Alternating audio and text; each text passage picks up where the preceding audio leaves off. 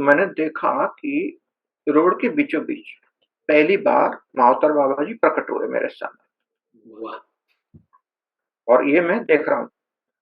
उसके बाद में सन 2000 में मैं अपने घर में सोया था, सुबह 4 बजे बाबा जी आ गए, जी, पूरा-पूरा डायरेक्ट कनेक्शन था और बाबा जी ने मुझे क्रिया सिखाई जी, and then he ordered me uh, ये जो मैं ज्ञान दे रहा हूँ आप सब लिख लो।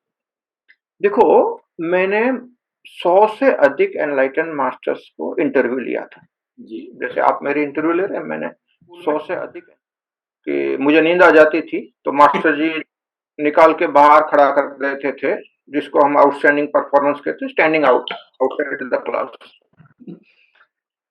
लेकिन वहां जाके फर्स्ट रो में बैठ गया और कृष्णमूर्ति जी से आंखें मिली, उन्होंने नोट किया कि आया बैठा और उनकी जो एनर्जी फील्ड थी उसमें करीब करीब तो मैं स्वामी चिन्मयानंद के केंद्र में गया, संदीपनी साधनालय पवई, और उनसे भगवत गीता उपनिषद वगैरह उनके टॉक चल रहे थे उसमें। इसका भगवान भगवान शब्द का मीनिंग होता है भाग्यवान। जिसको आत्मा की अनुभूति हुई उसको भाग्यवान कहते हैं। तो जिसको रजनीश खुद एक छोटे से ग्रुप में टॉक देते थे, अच्छा, उसमें मुझे मौका मिल गया। एक भी उनसे मैंने ताओ के बारे में सुना, तो बहुत बुरा लगा, रोना आ रहा था कि अभी-अभी तो कुछ बातें समझने लगी और मैं बुलाना चले गए। मंदिर के बाजू में वहाँ पर दादाजी मिले। अच्छा, शेर के जैसा व्यक्तित्व, लंबी दाढ़ी, लंबे बाल, गजब का मैग्नेटिक का personality, Lions roar, roaring laughter. Probably he was waiting for me and he knew that I was to come. और बस उन्हीं की कृपा से वो बात जो मैं ढूंढ रहा था, कृष्णमूर्ति के साथ जब फर्स्ट टाइम हुआ था, ओशो के साथ में ग्लिम्पसेस मिली थी और वो बात फिर से उसको क्लिक कहते हैं। जैसे अंदर से है क्लिक होता है, love at first sight, love affair शुरू हो जाते हैं, मिलते हैं। जी। तो गुरुजी वो कौन-सा समय था या कौन-सी डेट थी जब आपको लगा कि जो शिव व्याप्ति स्टेट है वो प्राप्त हुई या आत्म व्याप्ति स्टेट प्राप्त हुई? एक्सपांशन महसूस होता है, अहंकार रहित अवस्था होती है, आनंद आनंद महसूस होता है और बाउंड्री लेसनेस। जैसे मैंने स्वामी जी को भी पूछा था, तो बोले वो अध्यात्म तो कोई भी पा सकता है, जरूरी नहीं कि सन्यासी बने। जी, कुछ लोगों के नसीब में सन्यास होते हैं। जैसी कंडीशन है वैसी कंडीशन में रहते हुए भीतर से अलिप्त हो जाना, डिटैचिंग फ्रॉम इनसाइड, प्रिंट करवाया और वो क्रिया योगा लेवल 1 की मैनुअल बन गई बाद में। आप लोगों को जो मिली है मैनुअल, जी, जी। वो पूरा पूरा pure knowledge as it is, as it came from Baba ji. मैंने कुछ भी अपना ऐड नहीं किया, कुछ सब्ट्रैक्ट नहीं किया। ऋषि संस्कृति, वो तो जी, ऋषि मैरिड होते थे, उनके बच्चे भी होते थे, ऋषि का आश्रम भी होता था, ऋषि की गुरुकुल भी चलती थी। जी। कुरीति कहीं पर भी नहीं हिंदुस्तान में। वो सन्यास कल्चर है कि सन्यासी ने पैसा नहीं जमा करना। कि आपकी जो वॉच नई घड़ी थी, हम लोग जब हवन कर रहे थे, आप हवन कर रहे थे आपके आश्रम में, तो वो 1 घंटे के लिए हवन था तो वो 1 घंटे के लिए बंद हो गई क्योंकि आप पीवीएफ का मीनिंग होता है पर्सनल एनर्जेटिक वाइब्रेशनल फ्रीक्वेंसी। घड़ी रुकने का पहला अनुभव, हमारे कुछ मित्र थे और हमारे साथ में सहयोगी उमाशंकर भी थे। हम लोग हिमालय में घूम रहे थे और बाबा जी की गुफा में गए थे। तो ये साउंड कब आपके जीवन में आए? ये नाद योग कब आपके जीवन में उतरा? क्योंकि मेरा रुचि विज्ञान में है और साइंटिस्ट रहा हूँ जिंदगी भर, जी, तो कोई भी कही सुनी बातें तो मुझे बिल्कुल पसंद नहीं थी। एक down to earth database decision making में मैं मानता हूँ और जहाँ पर डॉक्टर डेविड ऑकिस ने अपना रिसर्च पूरा किया, वहाँ से मैंने अपना रिसर्च शुरू किया। After meeting many masters and all, I started understanding that yes, there is a level which we call it as enlightenment, but not all enlightened masters are vibrating at the same frequency. Enlightened, see that word light is there, which Swami Nityanand के जो शिष्य थे उस time पे, जो गद्दी पे थे, स्वामी मुक्तानंद महाराज, उन्होंने मुझे शक्तिपात दिया था। जी, जी। वहां पर भी मुझे गार्डन में किया था और 2 घंटे तक मैं बैठ गया था, समाधि लग गई थी। जी। इंटरव्यू हुआ, समय दिया, ये तो ठीक है, लेकिन फिर से और एक लव अफेयर शुरू हो गई। हुँ। गुरुदेव योगीराज अमरज्योति जी सच लविंग पर्सन। तो मैं मार्केट में गया और इस टाइप के कुछ मेटालिक पाइप्स तभी अवेलेबल नहीं थे। तो मैंने टॉवेल रॉड होता है ना जिसके ऊपर आप टॉवेल लगाते, और दुकान वाले को बोला हैक्सो से ये दोनों साइड को काट दो। तो दुकान वाले ने मेरी ओर ऐसे देखा कि जैसे मैं कोई पागल आदमी। जो क्रिया योग के जो हमारा रिसर्च चल रहा था उसके साथ में हमने साउंड भी जोड़ दिया मेडिटेशन में, और 2 रिसर्च पेपर हमारे हो गए और पीएचडी मुझे मिला उसके बाद में। अब मुझे साइंटिस्ट की तरह अब समझ में आता है, तो शक्तिपात is nothing but the meta masters are there who are guiding him from the other dimension. That's how the psychic surgery is done. And I got connected to the meta masters. वो साथ साथ चला था, कुछ कुछ चमत्कार मेरे हाथ से भी हुए थे जो रिकॉर्डेड है। And I started vibrating at that high frequency from where all this has been done. कि मेरी आत्मा जो है भटकू आत्मा है, मैंने बहुत कुएं का पानी पिया। That is my the light of God, the light of awareness of God. That is what ज्योतिष is. आजकल मैं ज्योतिष सिखाता हूँ, उसमें जब गुरु और राहु का मिलन होता है तो गुरु चंडाल योग होता है। आज भी बहुत लोग कर रहे हैं, एक चैनल से दूसरी चैनल वाले बेसिक चुरा लेते, अपने नाम पे चढ़ा देते। ये सबके जीवन कुंडली में आगे अगले जन्म में गुरु चंडाल दोष आएगा। साइंटिफिक लैंग्वेज में चेंज ऑफ व्हीकल की बात की। You need to change your sana, you need to change your methodology, vehicle for higher breakthrough. Google महाराज की कृपा से हैं तो लोग इंफॉर्मेशन से ज्यादा कंफ्यूज हो रहे हैं दुनिया में आज जी, प्रगति नहीं हो रही जाती है। ऐसे भी मास्टर्स मुझे मिले हिमालय में कि देखते देखते वो गायब हो जाते। When you vibrate very high, आम लोगों को अगर भटकना नहीं है, सीधा सीधा रास्ते पे चलना, जल्दी से पहुंचना, श्वास का सहारा लो। Buddha was talking through him. I have seen with my eyes, 2 eyes, open eyes or a reading. Okay. और हीलिंग क्या है? Experiencing love. Experiencing love. Wow. Nice. और जीवन क्या है गुरुजी? 30 मार्च 2025 के बाद में का जो समय है अप टू 2033 जो कॉम्बिनेशंस बन रहे हैं दुनिया के लिए, तो हाथ जोड़ के सभी से मेरी विनती है, जो भी हमारे दर्शक है सुन रहे हैं, बहुत समय नहीं है, समय मत गलाओ। लेकिन मेरे दिल में दर्द होता है कि लोग टाइम पास कर रहे हैं। अब समय नहीं है, बहुत हाई इंटेंसिटी से साधना करनी चाहिए। अखंड मंडलाकारं व्याप्तं येन चराचरम् तत्पदं दर्शितं येन तस्मै श्री गुरुवे नमः। ऑस्ट्रेलिया वाला में मैं अनुराग सहाय आपका स्वागत करता हूं। ऑस्ट्रेलिया वाला के इस खंड सेगमेंट व्यक्तित्व में मैं आपका साक्षात्कार उन व्यक्तियों से कराता हूं जो अपने विशेष प्रकाश से चमक रहे हैं। इसी दिव्य प्रकाश को सहेजने के प्रयास में हम आज ऐसे व्यक्तित्व से मिलने जा रहे हैं जिनका जीवन आध्यात्मिकता और विज्ञान का अनूठा मिश्रण है, या कहें कि मिलाप और संगम है। ये एक सफल अभियंता, इलेक्ट्रिकल इंजीनियर है। ये साइबरनेटिक्स, काउंसलिंग और ट्रेनिंग के ज्ञाता है। ये एक सफल उद्योगपति रह चुके हैं। इन्हें निर्मल क्रिया का ज्ञान साक्षात श्री महाअवतार बाबा जी ने दिया है। इस निर्मल क्रिया का प्रचार प्रसार इन्होंने देश विदेश में कई स्थानों में किया है। इसी निर्मल क्रिया सीखने की चाहत में मेरी इनसे सिंगापुर में मुलाकात हुई थी, और ये मेरे न केवल क्रिया गुरु हैं, वरन मेरे शास्त्र गुरु हैं, ज्ञान गुरु हैं, जीवन गुरु हैं और प्रेम गुरु भी हैं। जी, प्रेम गुरु भी, क्योंकि इन्होंने प्रेम मार्ग का भी निरूपण श्री महाअवतार बाबा जी की आज्ञा से किया है। ये कई प्रसिद्ध गुरुओं से मिलने वाले व्यक्ति हैं। इन्होंने जय कृष्णमूर्ति, स्वामी चिन्मयानंद, ओशो रजनीश और श्री दादा गावण जैसे आदि गुरुओं से मुलाकात की है और शिक्षा प्राप्त की है। ये एक गृहस्थ योग की शिक्षा देने वाले सदगृहस्थ और योगी, जिन्हें प्रेम से मैं विज्ञानावतार भी कहता हूँ। ऐसे विज्ञानावतार गुरु जी श्री प्रेम निर्मल जी का स्वागत करता हूँ। गुरु जी, आपका इस पॉडकास्ट में स्वागत है। प्रणाम। नमस्ते, प्रणाम। गुरुजी, आपके प्रारंभिक जीवन के बारे में हमको बहुत कुछ ज्ञात नहीं है। वो कैसा था और ऐसी कोई बचपन में घटना घटी हो जिसका कि आपके जीवन पे गहरा प्रभाव पड़ा हो, वो आप जानना ज़रूर चाहेंगे आपसे शुरुआत में।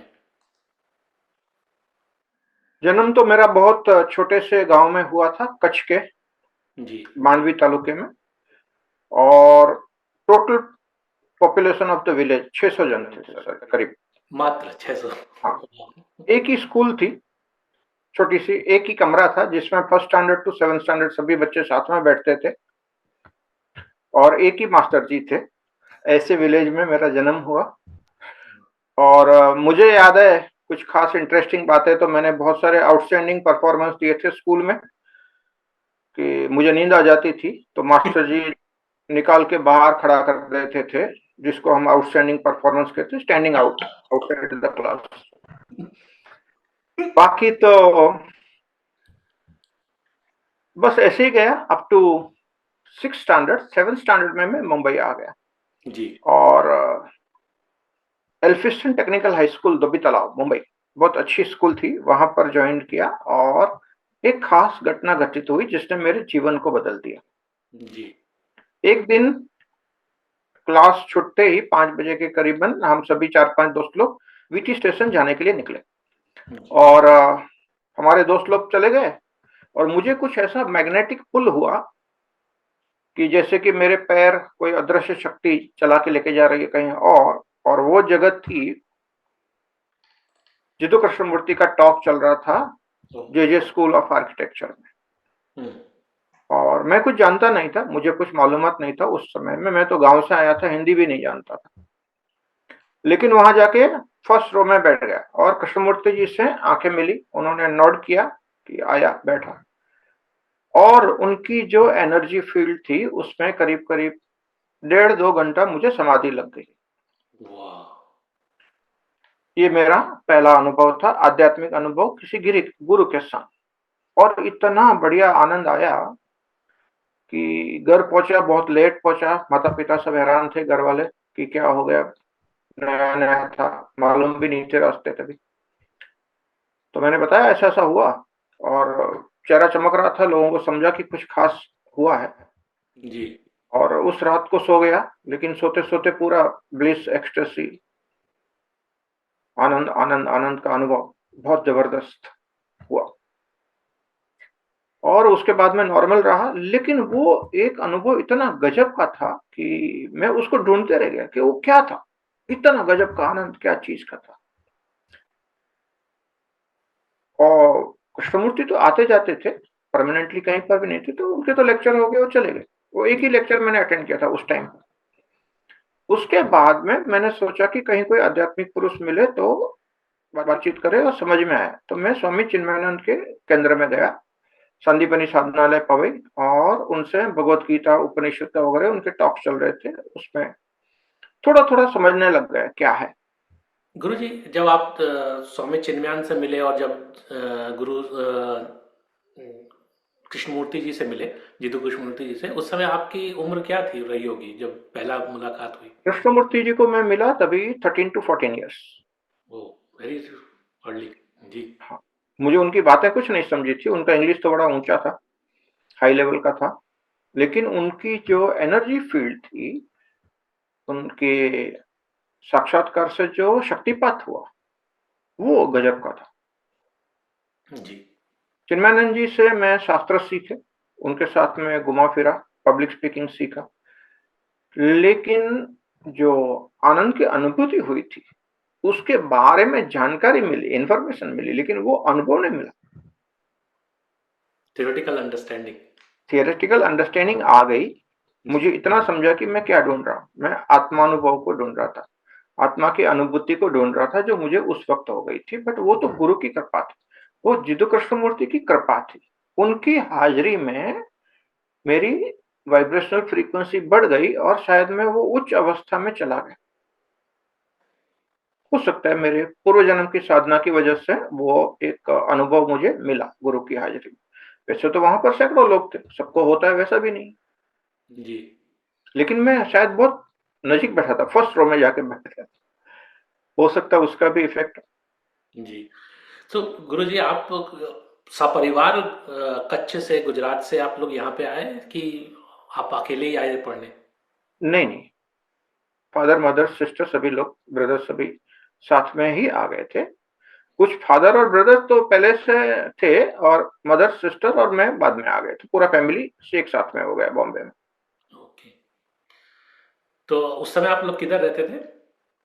This was in Lalbaug area, south Bombay. South. उसके बाद में कुछ समय में हम मुलुंड शिफ्ट कर दिए। तो मैं जो एल्फिस्टन टेक्निकल स्कूल में आता था, तो वो जो था, मैं मुलुंड से ट्रेन पकड़ के वीटी जाता था और वहां से चल के फिर स्कूल जाता था। तो 3 साल वैसे हुए। काफी डिस्टेंस है। हाँ। पर तो गुरुजी आपके घर में भी आध्यात्मिक माहौल था कि आप ही पहले आध्यात्मिक पर्सन निकले? हाँ, आध्यात्मिक माहौल बहुत ज्यादा नहीं था, लेकिन भक्ति मार्ग की तो थे। मेरी माँ मुझे बचपन में रामायण की कथा सुनाती थी, कभी भगवत गीता पढ़ते थे, गांव में स्वाध्याय के लिए जाते थे मंदिर में। हर जी। हफ्ते एक बार हमारे दादाजी करते थे। हम्म। थोड़ा बहुत माहौल था, जैसे मंदिर में जाना नॉर्मल जो भक्ति करते गांव-गांव में, बस जी। उसी टाइप का था। खास कुछ ज्ञान योग का माहौल नहीं था। ज्ञान योग की बातें तो मैंने स्वामी चिन्मयानंद जी को मिला, उसके बाद में शुरू हुई। और जो एडिशनल बातें जो है ओशो रजनीश से मिला। उस समय में बोलते थे भगवान श्री रजनीश, उनसे मिलना हुआ कोलाबा में, मुंबई में। उसके बाद में जो मुझे बातें समझ में आने लगी। गुरुजी आपको क्या लगता है ये जो भगवान श्री रजनीश बोलते हैं उनको, तो ये भगवान शब्द क्यों लगाते थे उनके आगे? इस भगवान भगवान शब्द का मीनिंग होता है भाग्यवान। जिसको आत्मा की अनुभूति हुई उसको भाग्यवान कहते हैं। तो जिसको भी आत्मा की अनुभूति हुई, जो भी बुद्ध पुरुष है, जिन्होंने भी सत्य को जाना, वो असल में भगवान है, भाग्यवान। अच्छा। हम लोग जिस तरह से यूज करते हैं डेली बेसिस में वैसा नहीं है। ओके। ठीक। तो गुरुजी चिन्मयानंद जी जिस तरह की बातें करते थे, तो आप उनके उसमें ग्रुप में, मैंने को आपसे ही पता चला था कि आप उनके यहाँ पे यूथ विंग के प्रेसिडेंट हो गए थे। तो अ, एक तरफ ये और एक तरफ ओशो रजनीशी, तो दोनों ही अलग विचारधारा एक तरह से क्लैश करने लगे। आपने कैसे संभाला है, क्या हुआ, किस लिए? मैं तो एक्सप्लोरर था और एक्सप्लोरर हूँ और एक्सप्लोरर रहूंगा। जी। कंटिन्यूअस लर्निंग इज माय मोटो। तो स्वामी चिन्मयानंद जी की किताबें पढ़ रही थी, उनके लेक्चर भी अटेंड हो रहे थे, लेकिन तभी ओशो की किताबें भी आने लगी और ओशो की किताबें पढ़ने लगे, उनके लेक्चर्स में जाने लगा। जी। सब साथ साथ चल रहा था। तो प्रेसिडेंट रहा स्वामी जी के साथ में, बहुत जगह गया, घुमा फिरा, पब्लिक स्पीकिंग सीखा। वो मुझे खड़ा कर देते थे मीटिंग में as a youth wing leader, और धीरे धीरे बातें समझ में आने लगी। I started addressing to the large groups. तो पर ये आपका फिर आपने कब चिन्मयानंद मिशन को छोड़ा, या थोड़ा सा डिस्टेंस हुआ उनसे, कोई घटना? जब ओशो पूना आए तो मैं भी पूना आ गया था। तो उसके बाद में मेरे चिन्मय मिशन के साथ में लिंक कट गई। हालांकि मेरा टर्म भी पूरा हो गया था प्रेसिडेंट का, और मुझे ज्यादा ओशो की तरह लगाव था। तो फिर पुणे में आना जाना रहता था, और जो चुआंगजू ऑडिटोरियम, ओशो आश्रम पुणे, जी। वहां पर तभी रजनीश खुद एक छोटे से ग्रुप में टॉक्स देते थे। अच्छा। उसमें मुझे मौका मिल गया, एक 20-25 लोग ही थे। तो उनके साथ में छोटे से रूम में बैठ के उनसे मैंने ताओ के बारे में सुना, द गोल्डन फ्लावर की जो बात करते थे उस टाइम पे, जी। और बहुत सारा इन्फ्लुएंस हो गया। तो मेरे जीवन में जो मैंने पहली बार समझा ताओ, जिसके बाद में फिर हमने हमारी ऑर्गेनाइजेशन का नाम भी ताओ रखा, उसकी शुरुआत वहां से हुई। ताओ तो द गोल्डन फ्लावर, तो ताओ उपनिषद, ये सारे टॉक्स बाद में जी। बुक के रूप में कंपाइल किए गए। लेकिन तब उन्होंने बात करना शुरू किया था, और छोटे से ग्रुप में बहुत उनके नजीक बैठ के उनसे ये सारी चीजें सीखने की, समझने को मिली, और बड़ा इंटेंस समय था वो सीखने का। तो गुरुजी ताओ जब आप बोलते हैं तो उसका थोड़ा संक्षेप में हमारे दर्शकों के लिए भी कुछ बताएं कि क्या मीनिंग क्या है उसके लिए? ताओ लिखते हैं TAO, is pronounce originally as Dao. Dao जी। चाइनीज प्रोनाउंसिएशन जो ओरिजिनल इज दाओ, और उसका मीनिंग जो है, general meaning, to be in the flow. शास्त्रोक्त मीनिंग है तो एक पर्यायवाची शब्द ब्राह्मण भी हो सकता है। अगर हम उपनिषद की बात करें, दाओ इज सेम एज ब्राह्मण। जी। और ग्लिम्पसेस मिल रही थी। एक फिलॉसफी होती है, एक अंडरस्टैंडिंग होती है जो इंटेलेक्चुअल लेवल पे होती है, बौद्धिक समझ जिसको कहते हैं, और एक आत्मिक समझ जो एक्सपीरियंशियल अंडरस्टैंडिंग कहते हैं। तो ध्यान बहुत होता था ओशो आश्रम में, और ओशो के साथ में रहते रहते ये दोनों बातें साथ साथ होने लग गई, जी। तो गुरुजी और आप बड़ा आनंद भी आ रहा था। धीरे धीरे कहीं ना कहीं वो जो बात थी कि क्या ढूंढ रहा था मैं और वो कैसे मिलती है, वो जो बातें थी वो धीरे धीरे समझ में आने लग गई। ग्लिम्पसेस मिल रही थी ओशो की हाजिरी में। तो जो मैं ढूंढ रहा था, वो क्या ढूंढ रहा था, वो समझ में आ गया, और वो कैसे आता है वो समझ में आया, लेकिन फुल फ्लेज नहीं हुआ। ये भी वैसा ही था, जब ओशो के सामने जाके बैठते थे, उनकी आंखों में देखते थे, गजब की ऊर्जा थी उनकी। तो स्टेट तो आता था, नो डाउट अबाउट दैट, लेकिन बाहर गए कि गया, उधार का माल था, मेरा नहीं था। जी। तो गुरुजी ये किस सन की बात होगी, किस ईयर में ये हुआ? ये सब इंजीनियरिंग करते करते फर्स्ट टाइम ओशो आश्रम में गया था 1982 में। उसके बाद में 5-7 साल तक ये सब चला। ओके। तो आप लोग आप खाली अकेले थे कि उस समय तक आप बाकी स्टूडेंट ग्रुप भी जाता था कि आप ही जाते थे खाली? हाँ, हमारे कुछ इंजीनियरिंग के फ्रेंड्स थे और मेरे कुछ नेबर थे, 4-5 स्टूडेंट्स का ग्रुप था, हम लोग सब साथ में जाते थे पुणे। ओके। वाह। तो गुरुजी वहाँ पे आपको मेडिटेशन और ये सब जो था वो ओशो की हाजिरी में थोड़ा सा महसूस हो रहा था। फिर कोई ऐसे गुरु आपके फिर जीवन में आए जो कि जिनका कि और बड़ा प्रभाव पड़ा आपके ऊपर? अ, हाँ, जब ओशो ने देह त्याग किया, उस समय पे मैं पुणे में हाजिर था, वो जो 3 दिन। ओके। ओके। और मैं बर्निंग घाट्स पे बैठ के रो रहा था, क्योंकि एक लव अफेयर ओशो के साथ में गजब की शुरुआत हो गई थी। जी। और जैसे शुरू हुई ही थी, ओके, कुछ कुछ बातें समझ में आ रही थी, and he left his body. तो बहुत बुरा लगा, रोना आ रहा था कि अभी अभी तो कुछ बातें समझने लगी और मैं बुलाना चले गए। तभी मुझे घाटकोपर की एक मैडम मिली। उन्होंने बोला, अरे रो क्यों रहा है, तुम्हारे नसीब में है तो तुम्हारे घर के बाजू में भी ऐसे ही शेर के जैसे एक मास्टर है, मैं उनको जानती हूँ, चलो मैं तुमको मिला देती, मैं तुमको बता देती हूँ। और उन्होंने मुझे बताया कि राम मंदिर येऊर हिल्स के पास दादा गावन रहते हैं, आप उनको जाके मिलो। तो मैं पुणे से वापस आया संडे इवनिंग को, और मंडे मॉर्निंग को मोटरसाइकिल पे अपनी फैक्ट्री जाने के बदले में सीधा येऊर चला गया। 1 घंटे में ढूंढते ढूंढते मैं पहुंच गया राम मंदिर के बाजू में। वहां पर दादाजी मिले। अच्छा। शेर के जैसा व्यक्तित्व, लंबी दाढ़ी, लंबे बाल, गजब का मैग्नेटिक का पर्सनालिटी, और आंखें मिलते ही समझ गया कि बस यही है जिसकी मैं, मास्टर की मैं तलाश में था। और फर्स्ट मीटिंग थी, छोटी सी मीटिंग हुई 5-10 मिनट की, और दादाजी बाहर बैठे थे कॉटेज के और हंसे हंसे, मतलब Lions roar, roaring laughter. Probably he was waiting for me and he knew that I was to come. And that meeting ended there. Next time I went with some food and tea and my camera, and the new love affair started. This was somewhere in 1990, 91, 92 में तो बहुत ज्यादा साथ में रहना हुआ, और 93 की बिगिनिंग में मुझे उनकी सारी बातें, सारी फिलॉसफी सब समझ में आ गया। और फिर उन्होंने बोला, अभी तुम अपने हिसाब से प्रैक्टिस करो, उधार का बहुत चखा, अब खुद का ढूंढो और पाओ। जी। और उनके ही सानिध्य में और उनकी ही बातें समझ के मैंने ध्यान करना शुरू कर दिया।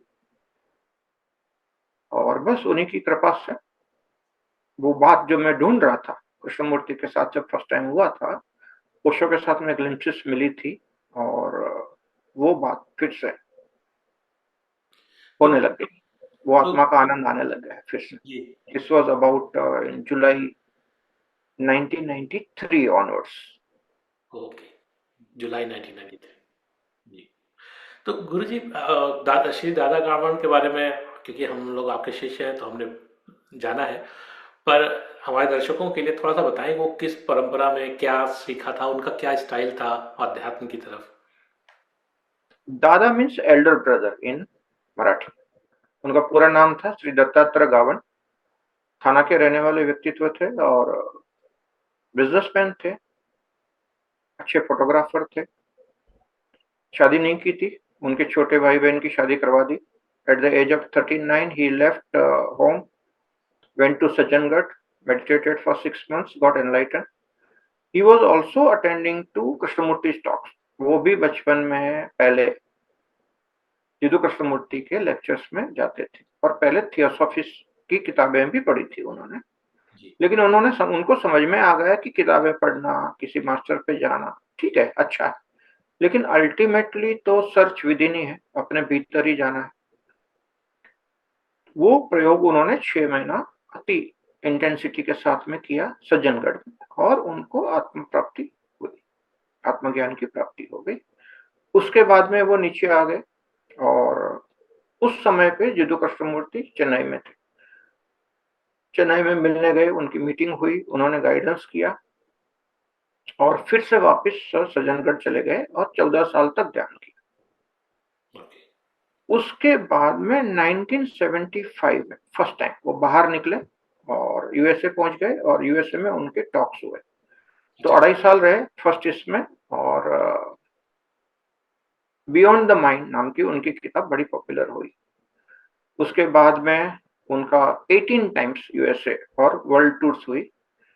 दूसरी किताब टुवर्ड्स द अननोन निकली, पोएटिक किताब थी, वो भी उसी समय में अराउंड 1980 के आसपास की है वो बात है, कंपाइल हो गई। उनकी फोटोग्राफिक किताब है द इंट्यूटिव इंटेलिजेंस, बड़ी अच्छी किताब है। ये सारी किताबें 1975 टू 1980-85 के आसपास में ये सब यूएसए में कंपाइल हुई। जी।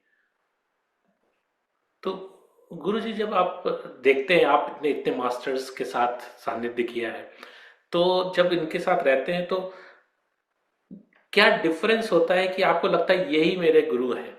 ऐसा क्या होता है उनकी आंखों में या उनकी बातों में या तरीके में कि आपको लगता नहीं यही मेरा गुरु है, बाकी सब में अच्छा ही है, सबको समझ में आता है, पर ये गुरु है मेरा?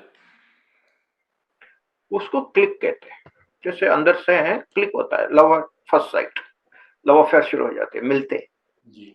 आपका दिल गवाह देता है कि हाँ ये बस यही है। और वो कब होता है कि जब हमारे पूर्व जन्म के कुछ कनेक्शन होते हैं किसी के साथ, जी। वो मुझे समझ में आ गए और बात बन जाती। तो गुरुजी वो कौन सा समय था या कौन सी डेट थी जब आपको लगा कि जो शिव व्याप्ति स्टेट है वो प्राप्त हुई या आत्मव्याप्ति स्टेट प्राप्त हुई? वो था, तब तो मैं डायरी लिखता था रोज, तो ये लिखा हुआ था 13 जुलाई 1993 की शाम को ये अनुभव घटित हुआ, जी। जिसको हम अभी शिव व्याप्ति अवस्था कहते हैं, कश्मीर शिविज्म के हिसाब से, नॉमेनक्लेचर के हिसाब से। एक्सपांशन महसूस होता है, अहंकार रहित अवस्था होती है, आनंद आनंद महसूस होता है और बाउंड्री लेसनेस, जैसे फिजिकल बॉडी की बाउंड्री होती है, we are bound by the physical body, but वो एक अनुभव है जहां बाउंड्री लेसनेस महसूस होता है। You feel you are everywhere, fully expanded state. वो पहली बार अनुभव अपने हिसाब से हुआ ध्यान में 13 जुलाई 1993। शाम को 7 बजे मैं ध्यान में बैठा तो करीबन 8 बजे अवस्था आ गई। 2 घंटा तो डेफिनेटली चली। मैं जब होश संभाला, घड़ी देखा तो मुझे 10 बजे हुए दिखे थे। 10 से 11 में सेटल हो रहा था, उसके बाद में मैं सो गया और रात भर लेकिन वो अवस्था रही और 15 दिन तक कंटिन्यूअस रही। वाह! आनंद। तो गुरुजी, जब हम आपसे हमने सीखा है कि गृहस्थ आध्यात्मिकता के बारे में सीखा है, हाउस होल्डर स्पिरिचुअलिटी के बारे में सीखा है, तो आप तो चिन्मयानंद जी के साथ रहे हैं, सन्यास क्यों नहीं, गृहस्थ हाउस होल्डर स्पिरिचुअलिटी क्यों?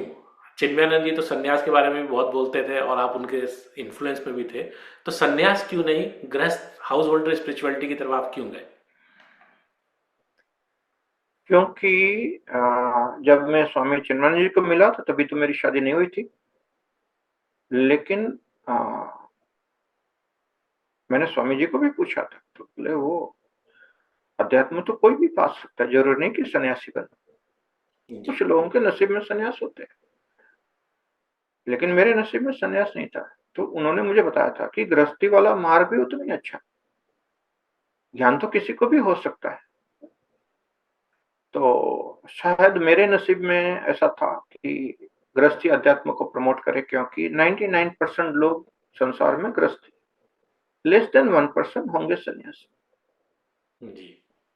लेकिन आप देखो, सन्यास धर्म हावी हुआ है हिंदुस्तान की संस्कृति पे। जितने भी मास्टर्स थे ज्यादातर सन्यासी थे, और एक सामान्य गृहस्थी को लगता है कि हमारे बस की बात नहीं। तो somewhere the mission was also associated with this lifestyle कि भाई गृहस्थी होते हुए, सामान्य गृहस्थ जीवन जीते हुए भी आध्यात्मिक उन्नति होती है।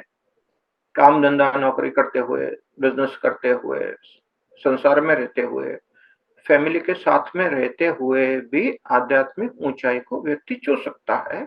इसका अनुभव हुआ और जितने भी लोग आए उन्होंने देखा, एक नॉर्मल व्यक्ति तो है, डे टाइम में बिजनेस करता है, शाम को ध्यान करता, सुबह शाम ध्यान चलता है और अच्छी अवस्था में रहा जाता है। तो आपका नौकरी है, धंधा है, काम है, तो वो बाधा नहीं है जी।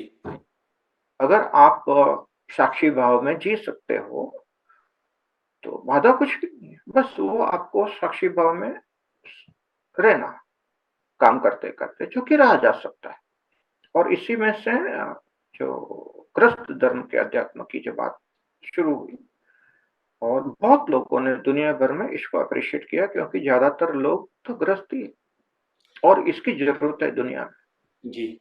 तो गुरुजी, कुछ टॉप, ऐसे तो इसमें बहुत कुछ ज्ञान है गृहस्थ हाउस होल्डर स्पिरिचुअलिटी या गृहस्थ अध्यात्म में, पर जो भी हमारे दर्शक सुन रहे हैं उनके लिए कुछ ऐसा चीज जो फॉलो करें जिससे कि ये गृहस्थ अध्यात्म उनके अंदर थोड़ा सा जा हो सके, कुछ ऐसा, कुछ अगर पॉइंटर्स दे सके, ऐसा कुछ बातें बता सके, कुछ एक।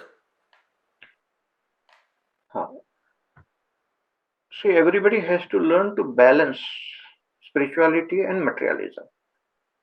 अध्यात्म का और संसार का मिलन करने को आना चाहिए। सामान्य व्यक्ति है, जिम्मेदारियां हैं, पैसा कमाना है, सही तरीके से अच्छे कर्म करके कमाना है, उसमें तो कोई बुराई नहीं, वो तो गृहस्थ धर्म है। फैमिली है, फैमिली को संभालना, माता पिता को संभालना, जो भी आपकी जो जिम्मेदारियां हैं वो लेते हो, भागना नहीं, कहीं से बगैर वृत्ति नहीं होनी चाहिए। जी। वो समय संभालते हुए सुबह शाम 1 घंटा 2 घंटा निकाल लिया, ध्यान किया, आध्यात्मिक उन्नति हो सकती है। तो somewhere one has to learn to balance spirituality and materialism. तो ये दोनों का संगम अगर हो जाए, एक बैलेंस हो जाए, तो बहुत अच्छे से जीवन जिया जा सकता है और भागने की, कहीं जाने की कोई जरूरत नहीं। जी। सर में जीत जीत जो बाद में समझ में आ गई, तो मेरी एक किताब में मैंने लिखा था इसको, जल कमलवत जीवन। जैसे संसार में रहना है, जल में रहना है कमल की तरह, लेकिन जो लोटस पेटल्स होती है, कमल की जो पंखुड़ी होती है, उसको पानी टच नहीं करता। तो आप संसार में रहो लेकिन संसार आपको टच ना करे, ऐसी अवस्था में जीवन जिया जाता है और अति उत्तम तरीके से जिया जाता है। बस उसी को जल कमलवत जीवन कहते हैं, और ये ग्रस्त अध्यात्म का एक मेन पॉइंट है। कोई भी कर सकता है, कोई तकलीफ वाली बात नहीं है। तो गुरुजी, आपने जो अपने गुरु दादा गावण जी से सीखा था, वो तो जल, जो आपने बोला ना, कमलवत जीवन, जल में रहते हुए जल से अलग, वो किस विधि जो आप करते हैं, कि वो क्या अवेयरनेस की विधि है, क्या है वो साक्षी साक्षी भाव जो आप बोल रहे हैं, वो क्या है, जिसको थोड़ा सा डिकोड करिए, थोड़ा सा सरलता से बताएं। दादाजी ने हमको, दादा गावन को दादाजी भी कहते थे हम। जी। तो दादाजी ने शब्द वापरा एक अलूफ अटेंशन,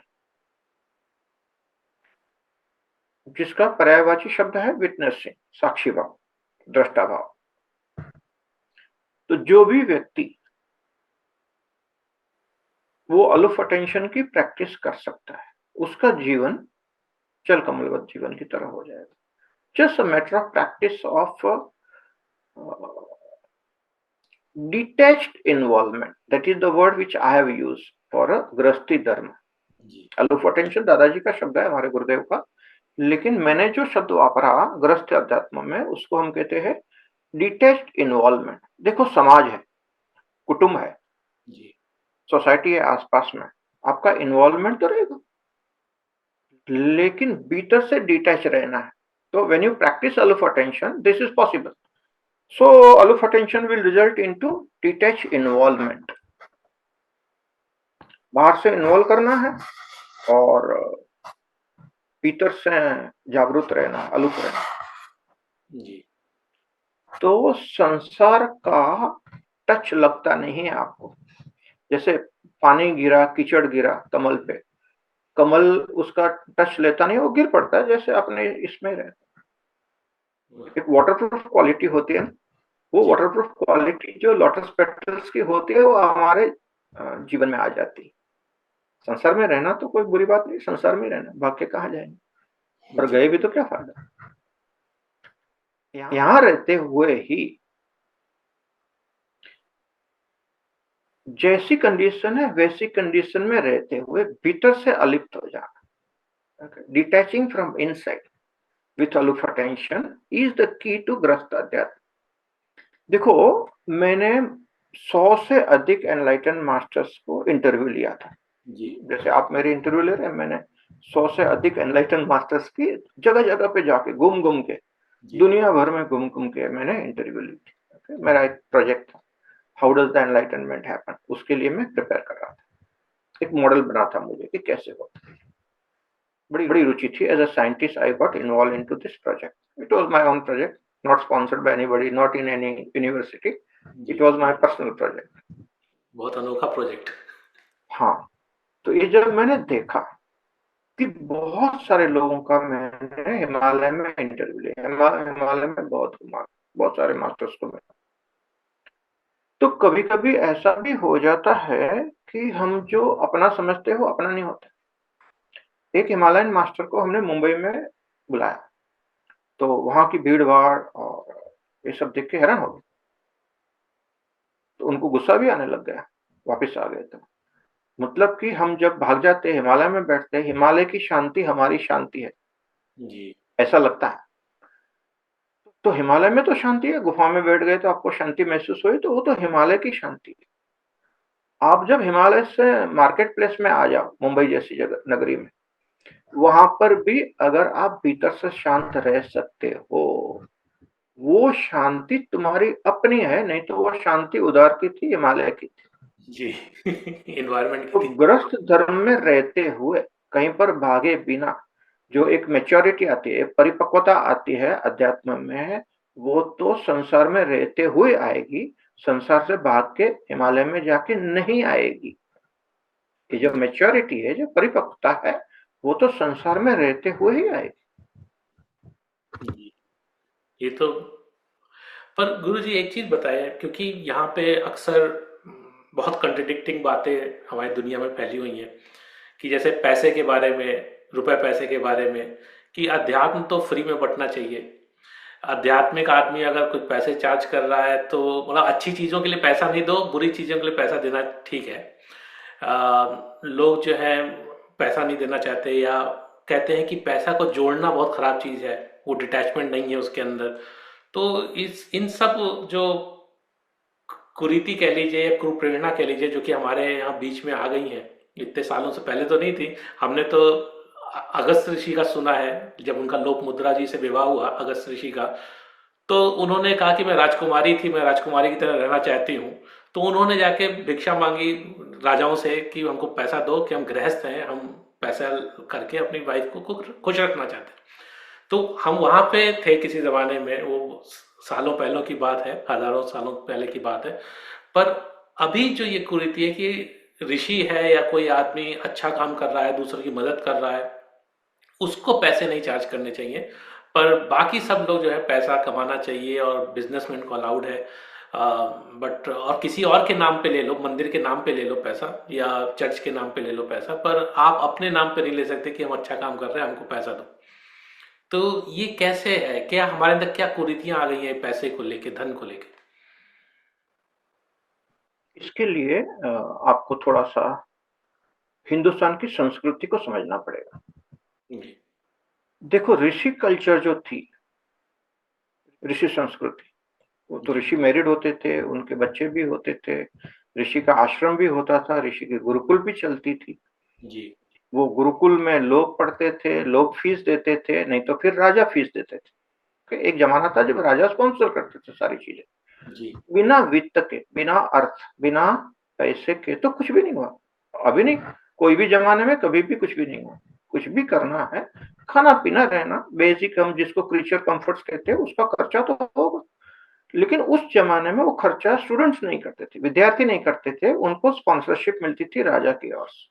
अच्छा। You can say in today's world, government supports your education and stay and everything. Hostel का खर्चा और यूनिवर्सिटी का खर्चा गवर्नमेंट दे रही थी, तो राजा दे रहा था। So scholarship. that was the model in those days, and that was good.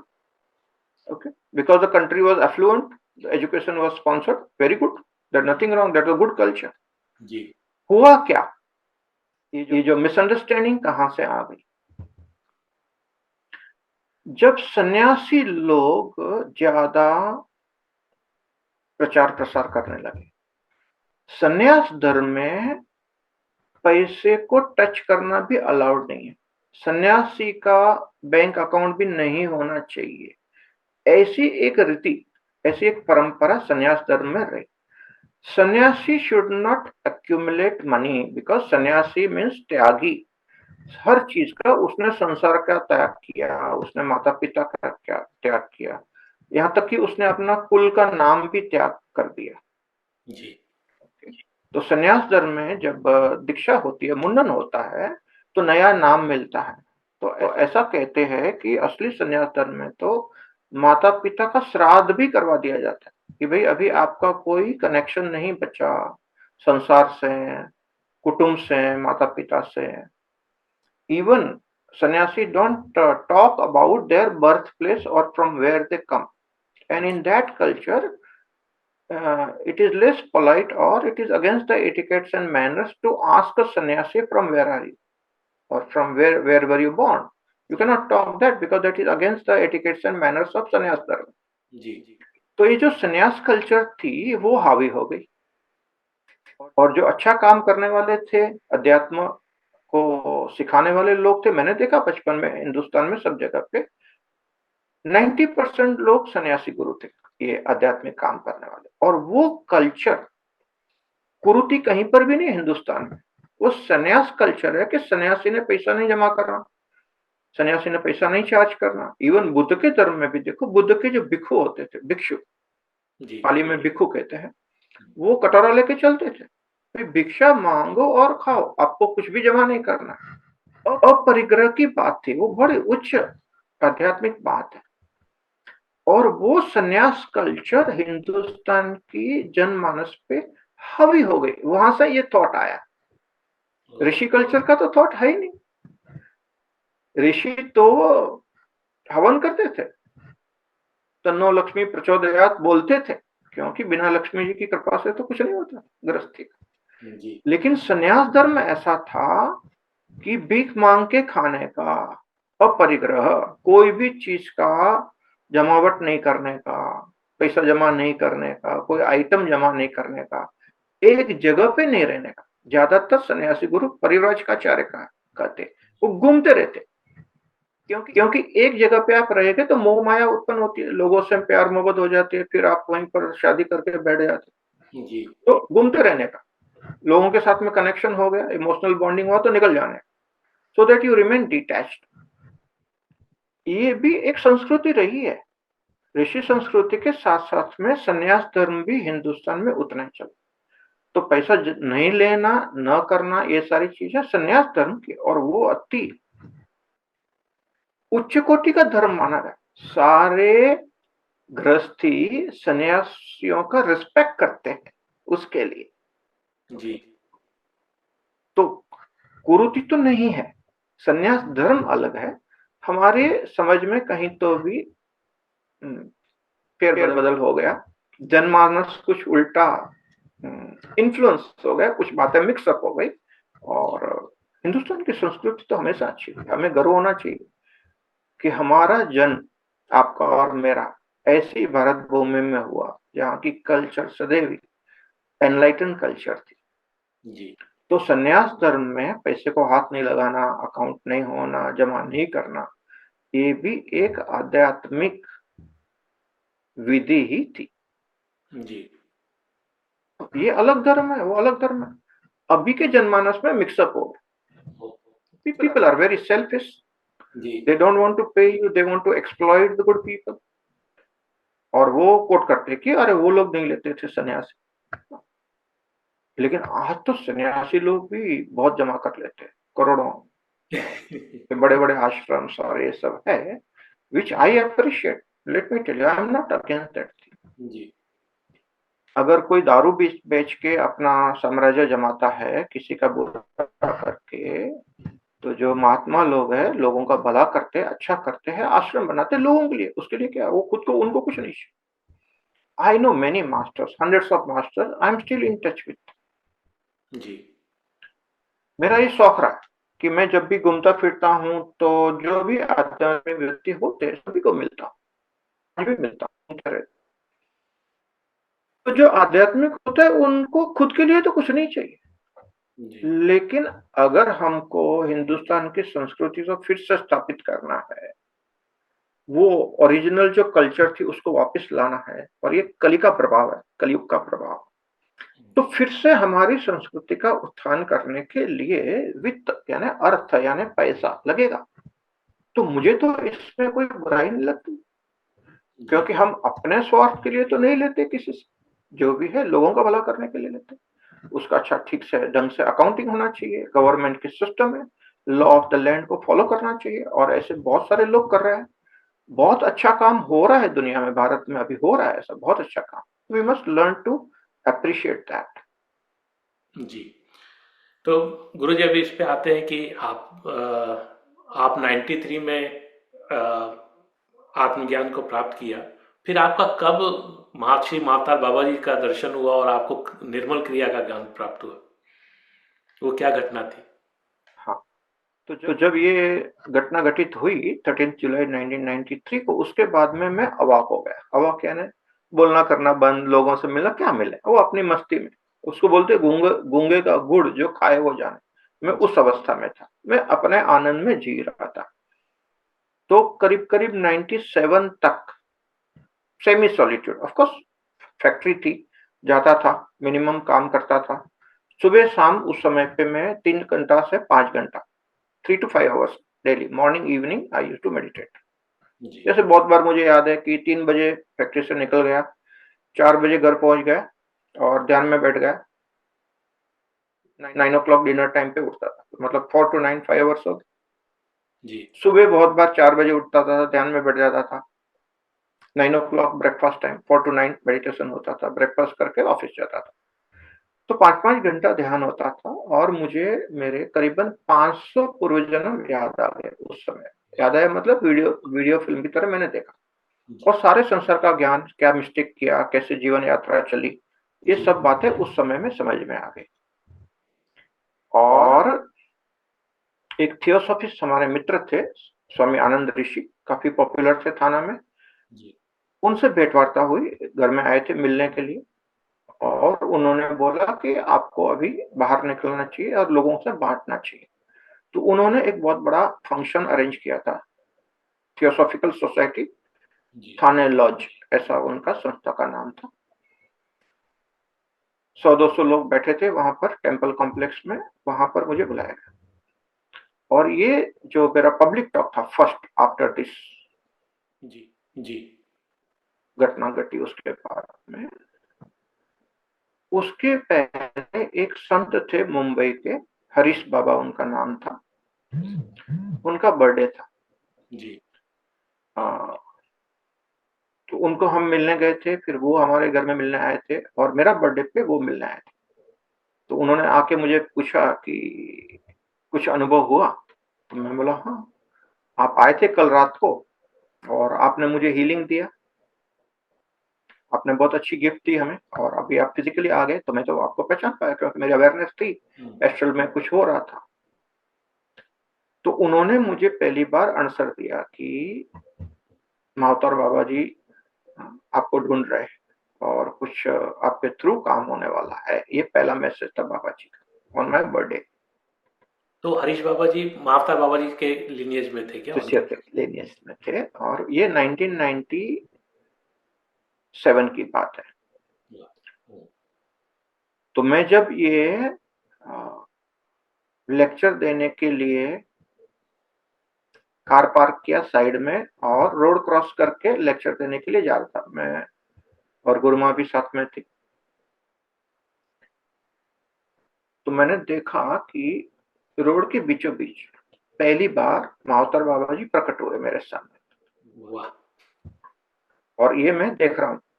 हालांकि मुझे बाद में समझा कि it was not a physical body but I was in that dimension. So Baba ji प्रकट हुए, मुझे समझ में आ गया, और भिखारी के रूप में, लेकिन हमारी बातें तो चल रही थी मतलब अलग तल पे।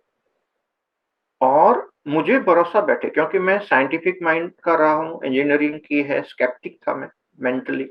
इन जी, those days as a young scientist I was very sceptic, which is a natural for a scientist, कि कोई भी चीज को मानने का नहीं। और शायद बाबा जी ने को ऐसा न लगे कि ये माइंड गेम है, तो कुछ अनुभव कराने के लिए ही आस्क फॉर मनी। तो मेरे जेब में जो भी 20 रुपए 50 रुपए की जो नोट थी, वो निकाला और मैंने दिया, और बाबा जी ने लिया और नोट अदृश्य हो गई हवा में। गुरुमा साथ में थी, उन्होंने देखा किसको पैसा दे रहा, पैसा तो गया हाथ से, मेरे हाथ से पैसा लेके। This was a proof that there was a physical transaction and Babaji was there and he gave a blessing and he says, I will take care of you, you talk. क्योंकि मैं बोल नहीं रहा था कितने साल, अवाक अवस्था थी, and that talk came out as if somebody else is talking through me. It was recorded by Theosophical Society, अभी वो ट्रांसक्राइब होके किताब में भी है कहीं। तो ये पहली घटना हुई जब बाबा जी से मिलना हुआ। उसके बाद में सन 2000 में मैं अपने घर में सोया था, सुबह 4 बजे बाबा जी आ गए, जी, पूरा पूरा करीबन 45 मिनट्स उस अवस्था में, निद्रा अवस्था बोलो, तंद्रावस्था बोलो, एस्ट्रल अवस्था बोलो, जी, स्वप्न अवस्था बोलो, जिसको जो लगे वो, बट वो डायरेक्ट कनेक्शन था और बाबा जी ने मुझे क्रिया सिखाई। When I got up, I was breathing in a certain style. I was doing that kriya, which means he was teaching.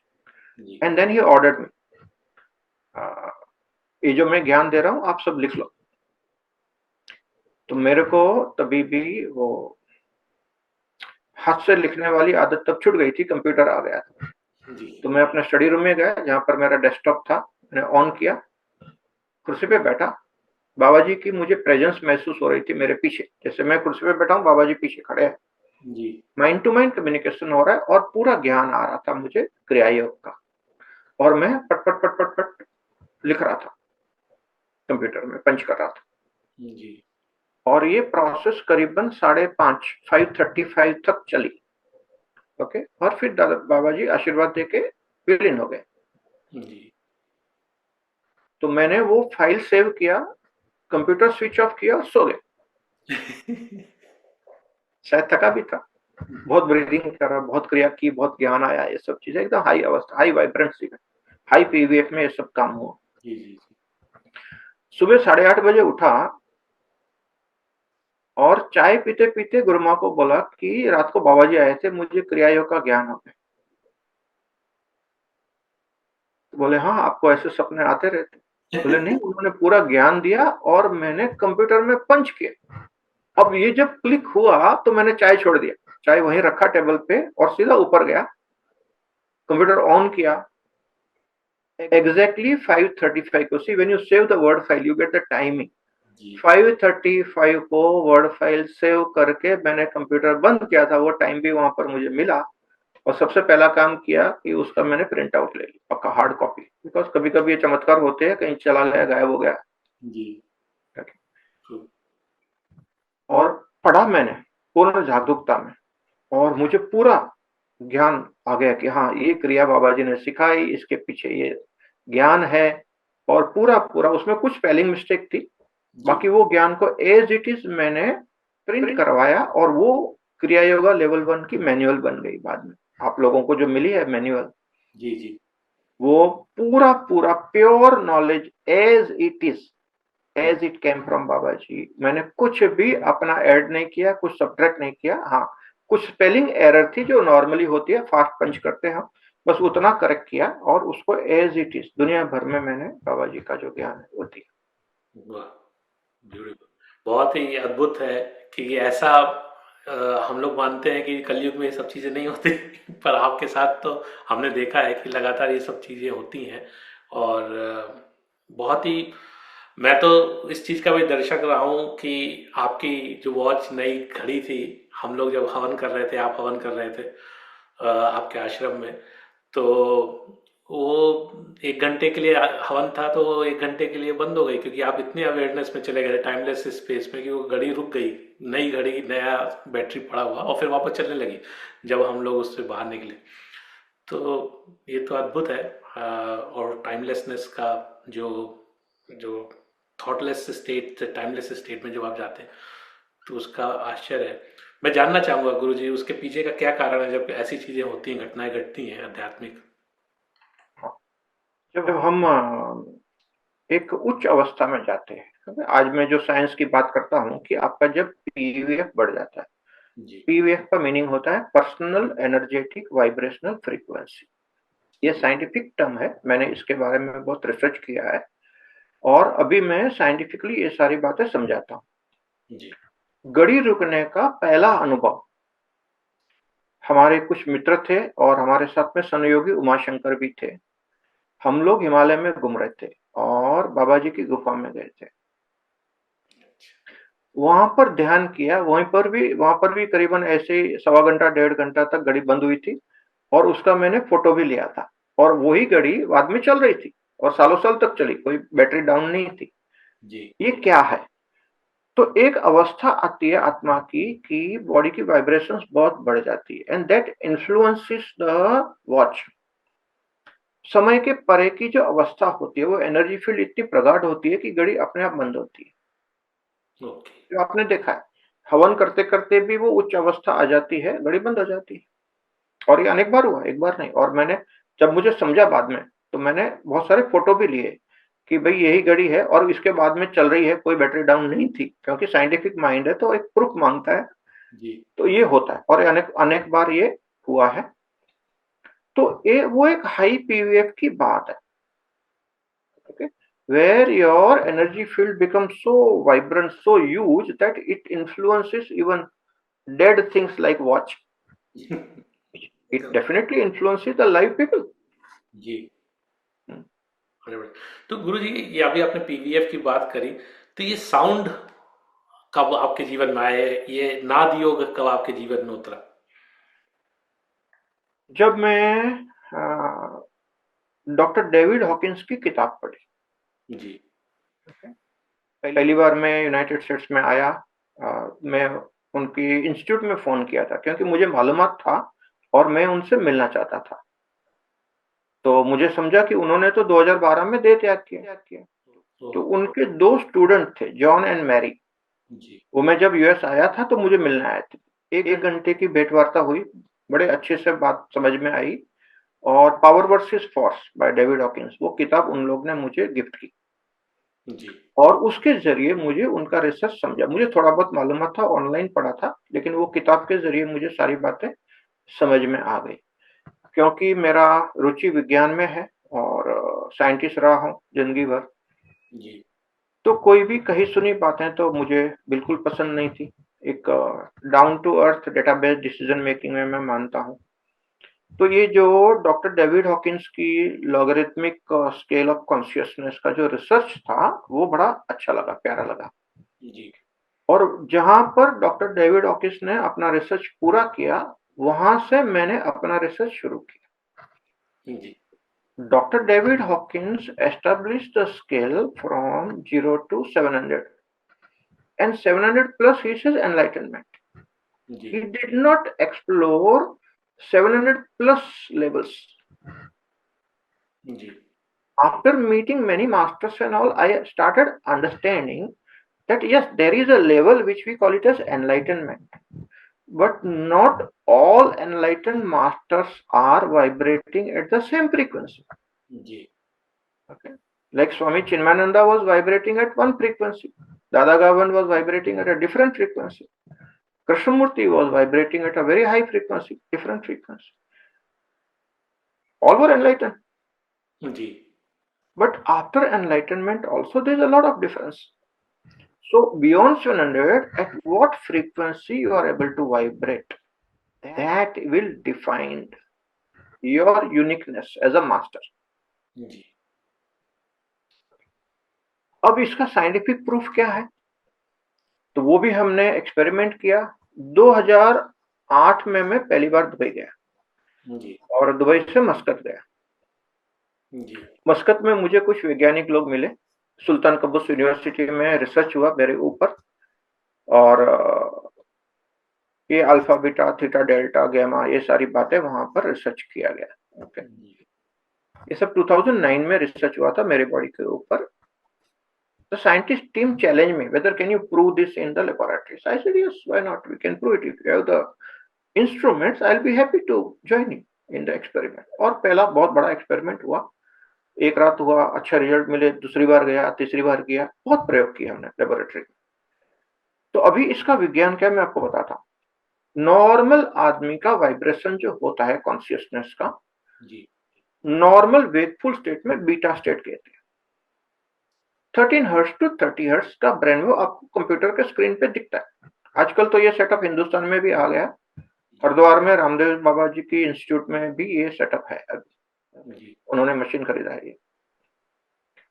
और बेंगलोर में भी एक सेटअप है जहाँ पर ये मशीन है, कोई इंस्टीट्यूट में।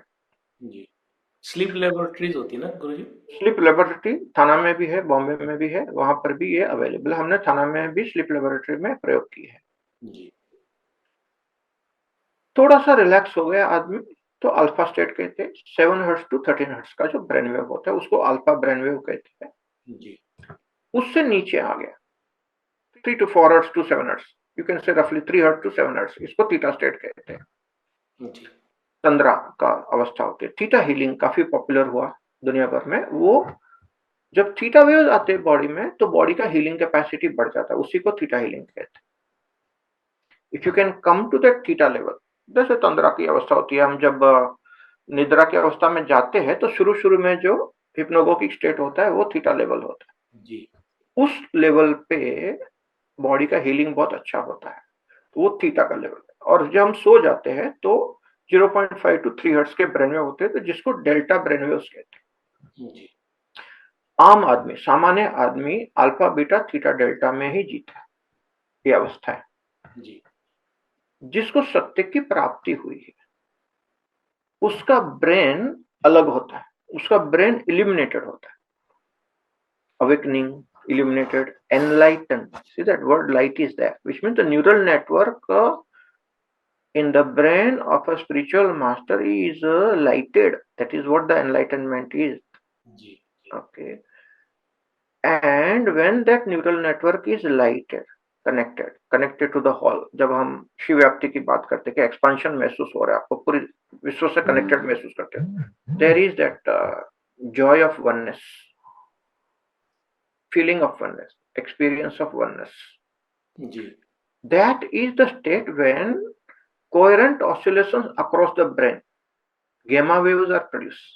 Okay, coherent vibration. Scientists have measured C40. C40 means coherent oscillations of 40 hertz across the brain. Those are gamma waves are measured. तो उसके आगे 80 हर्ट्ज, 100 हर्ट्ज मेजर हुआ है, 200 हर्ट्ज मेजर हुआ, 300 हर्ट्ज, 400 ऐसे मेजर हुआ। जी, और वो गामा वेव जो है, वो ब्रेन में कोहेरेंट ऑसिलेशंस होते हैं, एक होलिस्टिक अवस्था होती है, वननेस की अवस्था होती जी, है, और you can say stateless state होता है। Because when you say state, people misunderstand as a state of mind, वो तो अल्फा बीटा थीटा डेल्टा में आएगा। तो जी, इसको हम स्टेट नहीं कह सकते, इसको स्टेटलेस स्टेट कहते हैं इंग्लिश में, so that you don't confuse with alpha beta theta delta which common man will experience. Masters are experiencing gamma. और कुछ में ऐसे शक्तिपात सिद्धांत को भी मिला हूं, जैसे वज्रेश्वरी में मैं गया था, स्वामी नित्यानंद के जो शिष्य थे उस टाइम पे, जो गद्दी पे थे, स्वामी मुक्तानंद महाराज, उन्होंने मुझे शक्तिपात दिया था। जी, मोर पिच से शक्तिपात करते थे, पिक ऑफ फेदर से, मोर पिच। जी, वहां पर भी मुझे गार्डन में किया था, और 2 घंटे तक मैं बैठ गया था, समाधि लग गई थी, इतना इतना जबरदस्त शक्तिपात किया था उन्होंने। जी, अब मुझे साइंटिस्ट की तरह अब समझ में आता है, तो शक्तिपात इज नथिंग बट गेमा वेव रेडिएशन, गेमा वेव ट्रांसमिशन, ऐसा शब्द मैंने अपनी किताब में लिखा। जी, So it's a gamma wave transmission. Masters have the capacity to transfer those gamma waves. वो प्रसाद होता है, वो मिठाई चखाना होता है, जी, बट थोड़ी सी मिठाई चखते हैं तो भी आनंद आता है लोगों को, पीवीएफ बढ़ जाता है। तो जी, वो शक्तिपात की एक विधि है। तो जब वो हाई लेवल पे हम जाते हैं तो थोड़ा सा प्रसाद दूसरों को चखा सकते हैं। मेरे साथ में जो बचपन में घटित हुआ कृष्णमूर्ति की हाजिरी में, वो यही था। जी, आज के मेरी जो नोमेनक्लेचर है साइंटिफिक, उसके हिसाब से कहूंगा कि कृष्णमूर्ति ने गामा वेव रेडिएशन किया मुझ पे। हालांकि he was not using that language, but that is what is the most scientific language provable. जी। तो गुरुजी, जब ये साउंड का तो आपने तो पाइप्स बोल्स और ये सब भी हमको बना के दिए, और वो बहुत ही, मैंने तो साउथ अफ्रीका से लेके हर जगह इसका इस्तेमाल किया, सिंगापुर, साउथ अफ्रीका, इवन यहाँ पे ऑस्ट्रेलिया में, और without fail it helps people. मतलब वो ऐसा है कि हर जगह काम आता है, और जो उसको माने ना माने, वो इंट्रेनमेंट होके उसका दिमाग जो है एकदम बढ़िया, एकदम शांत हो जाता है। चाहे सालों से ना सोया हो, वो सो जाएगा उस समय, अगर उसको आराम मिलना है, रेस्ट चाहिए तो ये क्या है कि इतना नाद का क्या असर है हमारी लाइफ में होता है बार बार? तो जब मुझे as a scientist when I was doing research, जब मुझे डॉक्टर डेविड हॉकिंस की बात समझ में आ गई, आगे वाला रिसर्च हो रहा था, जी, तो मेरा जो नजरिया था that I should make this experience available to the whole world in a easy manner। जी, और मैं ध्यान में बैठा, तो एक नाद योग का हाई इंटेंसिटी का ज्ञान अपने आप भीतर से हुआ। और तब मैं खोजने लग गया कि मार्केट में तो ऐसा कुछ है ही नहीं। जी, See, I went to different shops where singing bowls were available and all. I was more interested in specific frequencies. तो किसी के पास था ही नहीं। जी, फिर ध्यान में बैठ गया, और ये सब इंट्यूशन से आया मुझे कि ऐसे भी इंस्ट्रूमेंट बना सकते हैं। इंजीनियरिंग बैकग्राउंड तो था, फैक्ट्री चलाने की 25 साल का अनुभव था, स्किल थी, सब कुछ था। जी, तो जब मुझे दिमाग में फिट हो गया, तो मैं मार्केट में गया, और इस टाइप के कुछ मेटालिक पाइप्स तभी अवेलेबल नहीं थे। तो मैंने टॉवेल रॉड होता है ना, जिसके ऊपर आप टॉवेल लगाते हैं, जी, वो जी, भी पाइप ही होता है, एल्यूमिनियम का, ब्रास का। तो मैंने ब्रास वाला लिया। I remember that time it was 600 rupees, करीबन 3 फुट का। साइड में 2 ऐसे होते हैं जिसमें आप क्लीट होके दीवार पे लगाते, बाथरूम में लगाते, टॉवेल लटकाते। जी, जी, तो 600 रुपीज का दुकान से खरीदा, और दुकान वाले को बोला हैक्सो से ये दोनों साइड को काट दो। तो दुकान वाले ने मेरी ओर ऐसे देखा कि जैसे मैं कोई पागल आदमी। तो बोले, आपने बोला कि टॉवेल का स्टैंड चाहिए, मैंने दिया, और आप इसको काटने को बोलते हो, आप पहले पैसा दो। तो मैं, कितना पैसा? 600 रुपये लो भैया। तो मैंने उनको दे दिया। बोले, काटने का मैं 25 रुपया और लूंगा। मैं बोला, ठीक है, ये ले लो पहले। उन्होंने पहले पैसा लिया, बाद में काटा, और वो मैं साइड का 2 पोर्शन वहां छोड़ दिया, और वो रॉड, अपना जो ट्यूब था, अपना पाइप था, वो लेके गया। फिर उसमें होल किया, फिर उसमें रस्सी लगाई, फिर उसको बजाया और तभी मेरे पास ये फ्रीक्वेंसी मीटर था, मैंने मेजर किया। जी। तो करीब-करीब समझो पहली बार मैंने मेजर किया तो रफली कुछ 536 हर्ट्ज दिखा रहा था। तो फिर मैंने उसको थोड़ा काटा, 530 हर्ट्ज दिखाया, फिर थोड़ा-सा फाइलिंग किया तो 528 हर्ट्ज दिखाया और वो मुझे चाहिए थी 520 हर्ट्ज की हीलिंग फ्रीक्वेंसी, मिल गई मुझे। जी। तो फिर दोबारा गया, इससे लंबा वाला रॉड दो, फिर उसको काटा, उसको समझा ये पागल आदमी है कोई तो। ओके।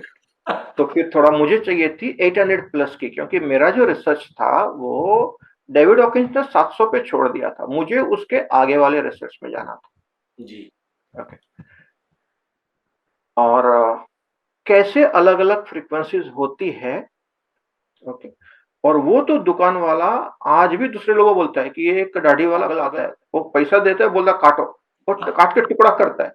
और वो बड़े रॉड का मैंने 2 टुकड़ा किया था, क्योंकि मुझे 1122 सेल्फ मास्टरी की फ्रीक्वेंसी चाहिए थी। तो टुकड़े भी सरीखे नहीं किए थे, एक छोटा एक बड़ा, ताकि मुझे 2 फ्रीक्वेंसी मिले। और उसमें से मैंने पहली बार 1122 फ्रीक्वेंसी बनाई। एक 1122 मेरे पास भी है गुरुजी। 1122, हाँ, that is self mastery frequency. Okay, क्योंकि वो रिसर्च था। और उसके बाद में तो मैं जो बहुत बहुत रिसर्च किया, अच्छे अच्छे क्वालिटी के पाइप्स मंगाए, मेटलर्जिस्ट को, एक इंजीनियर था आईआईटी का, उसको पकड़ा। ध्वनि से हम क्या क्या कर सकते हैं, करीबन 11 साल का research, day and night, self sponsored. कोई यूनिवर्सिटी या तो किसी ने मुझे इसके लिए फंडिंग नहीं किया था, सेल्फ फंडेड था। और इसी में से जो क्रिया योग के जो हमारा रिसर्च चल रहा था, उसके साथ में हमने साउंड भी जोड़ दिया मेडिटेशन में। और 2 रिसर्च पेपर हमारे हो गए, जिसकी लिंक्स मेरी वेबसाइट पे है, drpremjinirmal.com पे। जी। और पीएचडी मुझे मिला उसके बाद में। ये करीबन 2018-19 की बात हो। जी। तो क्रिया योग का के ऊपर और साउंड के ऊपर आपको डॉक्टरेट की उपाधि भी मिली, राइट? पीएचडी का डॉक्टर मिला। वाह! तो गुरुजी ये तो हुआ उसका। अब ये एक सवाल जो कि, क्योंकि आपने इतना कुछ किया है आपके पास इतना कुछ चीजें हमने सीखी हैं, जानी है। तो एक चीज ये कि प्रेम मार्ग जो है वो कैसे आपके पास आया, और उसका क्या औचित्य है इस जमाने में, आज के उसमें क्या उसका मूल्य है, क्या उसकी अभिप्राय है, क्यों आया हमारे पास? तो जब मुझे सन 2000 में बाबा जी का दर्शन हुआ पहली बार, जी। जो आज मैं समझता हूँ कि वो मुझे तो ऐसा रियल लग रहा था, बट रियल था नहीं। दूसरे लोगों को नहीं दिखा था, मुझे दिखा था। रोड पे और भी लोग थे, जी। लेकिन मेरे हाथ से नोट गायब हुई थी ना, जी। तो फिजिकल प्रूफ भी था। तो एक बहुत बड़ा सॉल्यूशन होता है कि there is a physical proof of something. Okay. तो मैं बहुत बार हिमालय में गया ये पता चलाने के लिए कि बाबा जी कौन है। मैं कहीं सुनी बातों में मानता नहीं हूँ। एक तो अपना अनुभव होता है, दूसरा कुछ रिकॉर्ड्स होते हैं। जी। तो मैं हेड़ाखंड बाबा के मंदिर में 5-7 बार गया, उनके ट्रस्टियों को मिला कि हेड़ाखंड बाबा कौन है, और वेदर हेड़ाखंड बाबा ही सेम एज माउतर बाबा जी, क्योंकि वहां पर माउतर बाबा जी का भी फोटो देखा हमने, और मुझे कंफ्यूजन था। जी। इस चक्कर में मुझे किसी ने बोला कि आप माउतर बाबा जी ट्रस्ट है पालमपुर में, वहां जाओ, अब वहां पर आपको सही बात मिलेगी। वहां पर एक महात्मा है जिनका नाम है योगीराज अमर ज्योति जी। जी। तो मैं 2005 में वहां पर पहुंच गया, और तभी मैं लोगों की इंटरव्यू ले रहा था। तो योगीराज की भी मैंने इंटरव्यू ली, उन्होंने 1 घंटा दिया मुझे। और तब मुझे समझा कि हेड़ा खान बाबा एक अलग व्यक्तित्व थे, और महावतार बाबा जी अलग व्यक्तित्व है। ये जानकारी हमको योगीराज अमर ज्योति से मिली। जी। इंटरव्यू हुआ, समय दिया, ये तो ठीक है, लेकिन फिर से और एक लव अफेयर शुरू हो गई।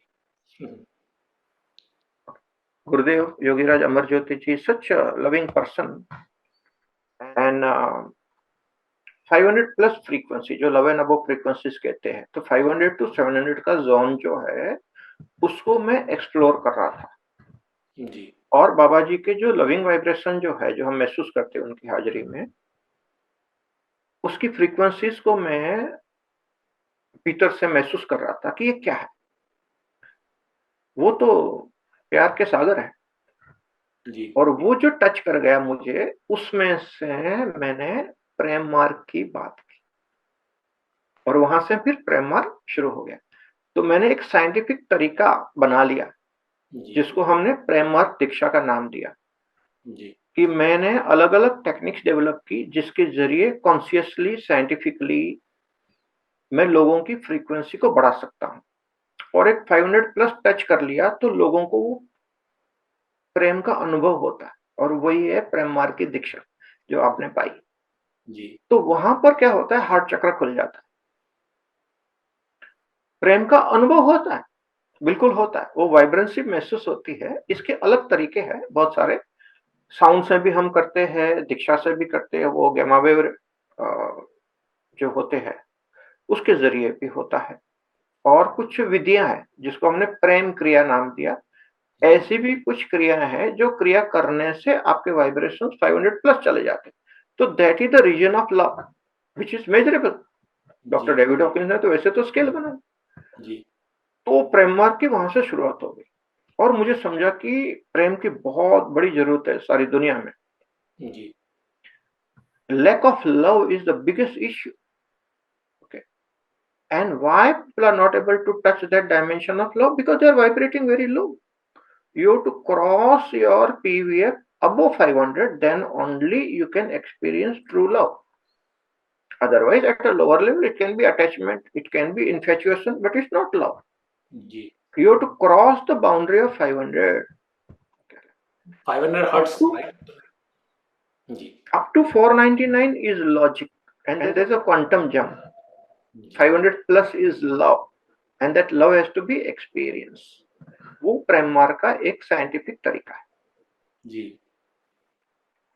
तो गुरुजी, आप तो जैसे बहुत सारे मास्टर से मिले, गुरुओं से मिले हैं, आपने मुलाकात करी है।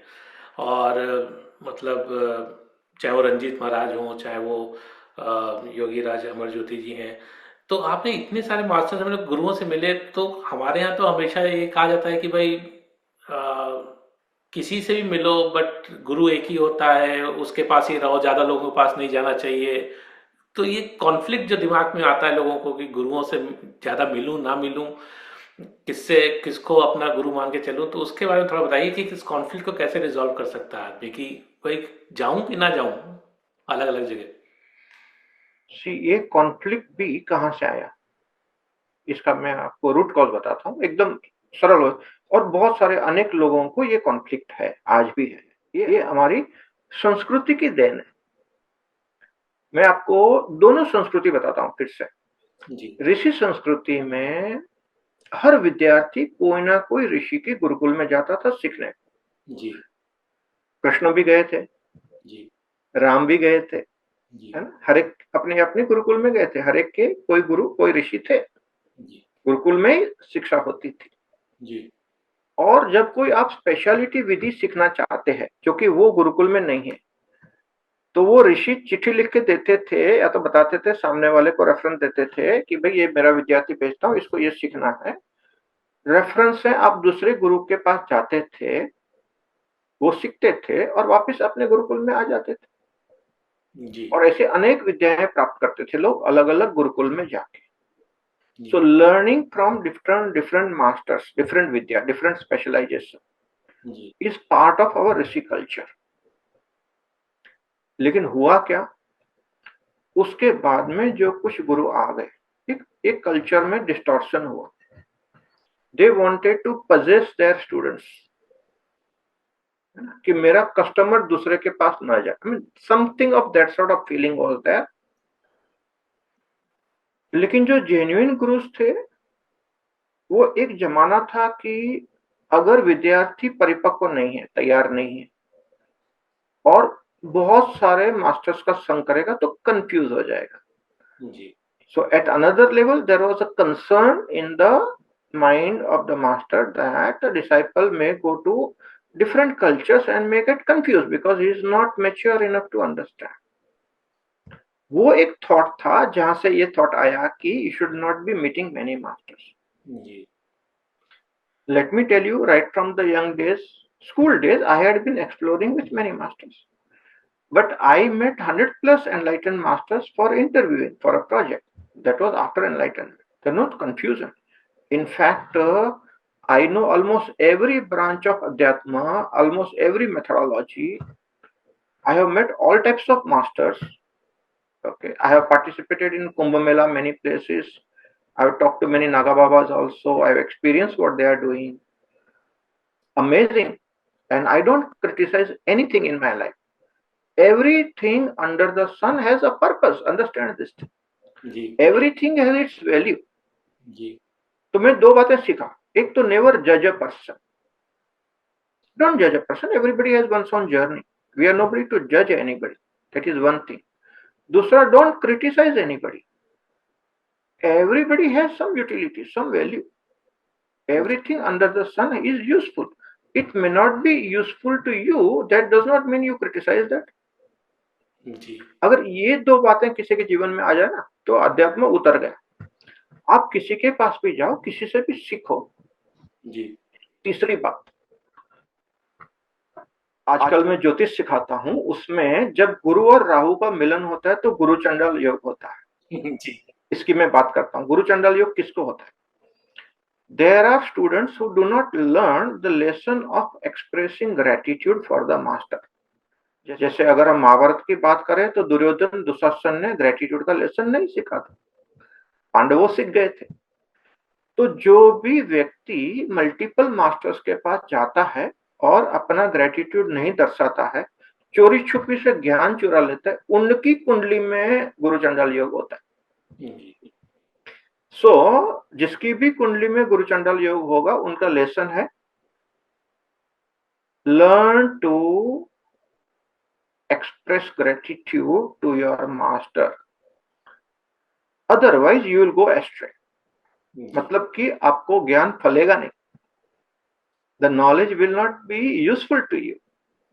जी जैसे कर्ण को हुआ था कि वे एंड मोमेंट पे भूल गया, जी क्योंकि उसने छुपाया था.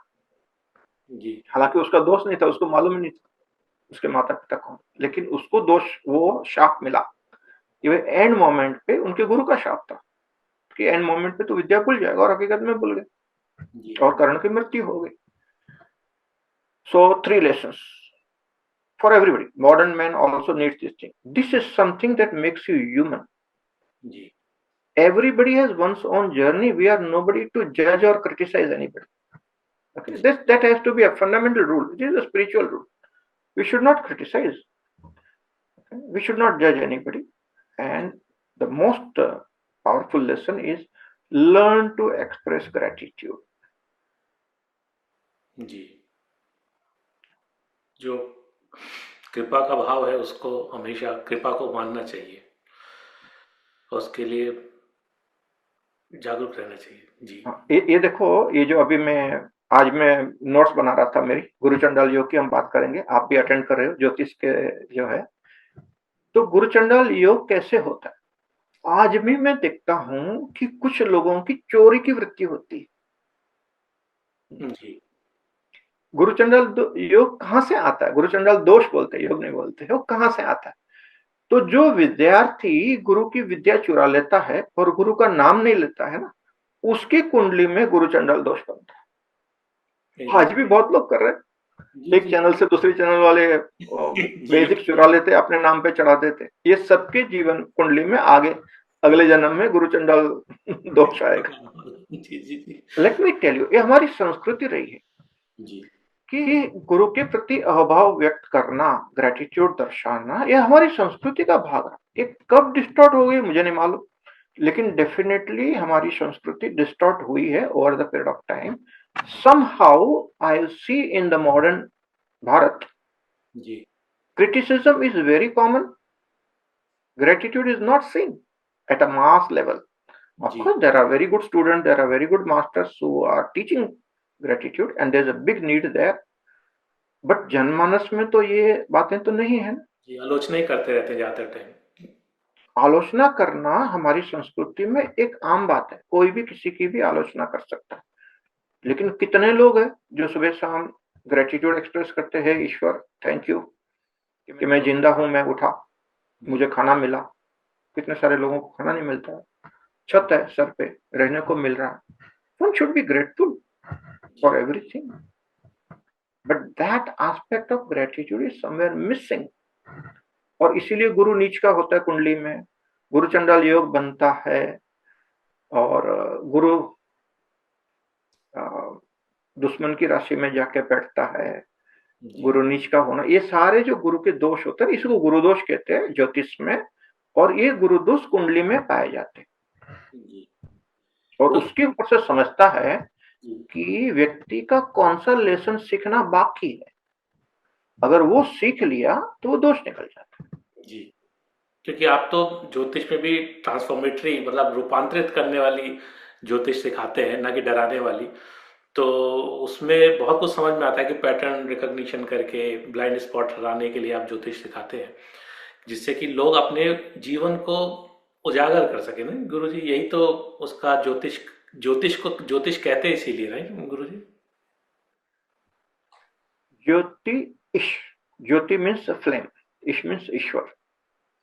सो ईश्वर की flame of awareness, so God's flame of awareness, that is the real meaning of ज्योतिष।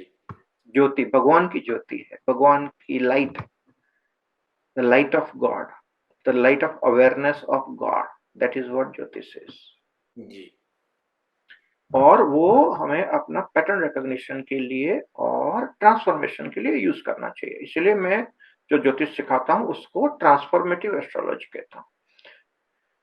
आमूल रूपांतरण, फंडामेंटल ट्रांसफॉर्मेशन ऑफ लाइफ, आमूल रूपांतरण। जी हाँ। तो कुंडली देख के व्यक्ति के जन्मों जन्म के पैटर्न्स देखे जाते हैं, और मैं पास्ट लाइफ एस्ट्रोलॉजी भी सिखाता हूँ।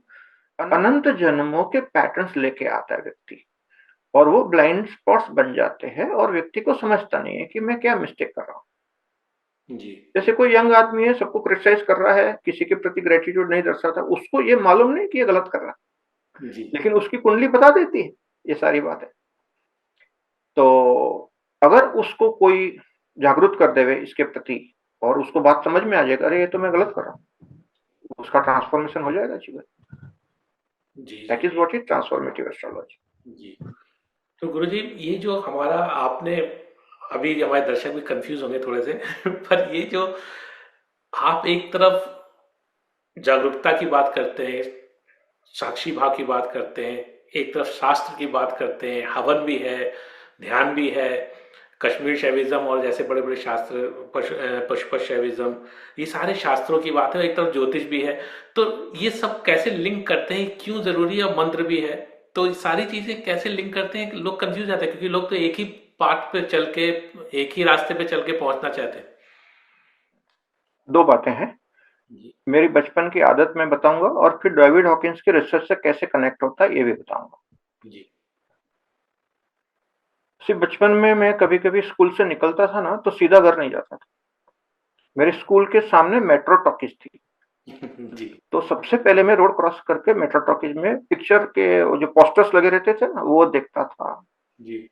फिर उसके आगे वो आजाद मैदान था, वहां जाता था। वहां एक गोल गप्पा वाला होता था, वहां मैं कभी कभी गोल गप्पा खाता था, कभी बेल गाता था। ऐसे इधर उधर चक्कर मार के फिर घर पहुंचता था। इसको मेरी मदर टंग में रखड़ू आदमी बोलते हैं, रखड़ रखड़ के मतलब घूम फिर के घर जाते। जी। तो इसमें अच्छाई बुराई दोनों है। अच्छा ये है कि you know everything about many different things around you. बुरा ये है कि इसमें समय व्यतीत हो जाता है। अब इसी को एनालॉजी ले लो आत्मा के लेवल पे। कुछ कुछ भटकू आत्माएं रहती है, इधर उधर का हर चीज का ज्ञान होता है, लेकिन उनकी मुक्ति का मार्ग डिले हो जाता है, क्योंकि वो भटकने में, भटकना makes your life very rich. जी। तो मुझे जब मेरे 500 जन्मों का ज्ञान हुआ, तब मुझे समझ में आ गई कि मैं स्कूल से क्यों भटक रहा था, कि मेरी आत्मा जो है भटकू आत्मा है। मैंने बहुत कुएं का पानी पिया। That is my richness also, you see, because I know almost every branch, everything that is there, because I explored everything as a soul. जी जी। तो उसका फायदा भी है कि my life is very rich because I know so many different things and I have traveled. जी। तो मेरा अनुभव युक्त ज्ञान है, सिर्फ इंफॉर्मेशन नहीं है, क्योंकि मैं उस रास्ते पे चला। तो that gives the richness of the life. Everything has something plus, something minus. But because of this habit, my journey got delayed because I went into too many violence. But that going into the violence make my life interesting. Richness has increased. अब इसको connect कैसे करने का? अगर David Hawkins का logarithmic scale of consciousness का model दिमाग में फिट हो जाए, everything is true at a certain frequency. देखो, जो नए नए साधक है, मन बहुत भटकता है, ये कॉमन है।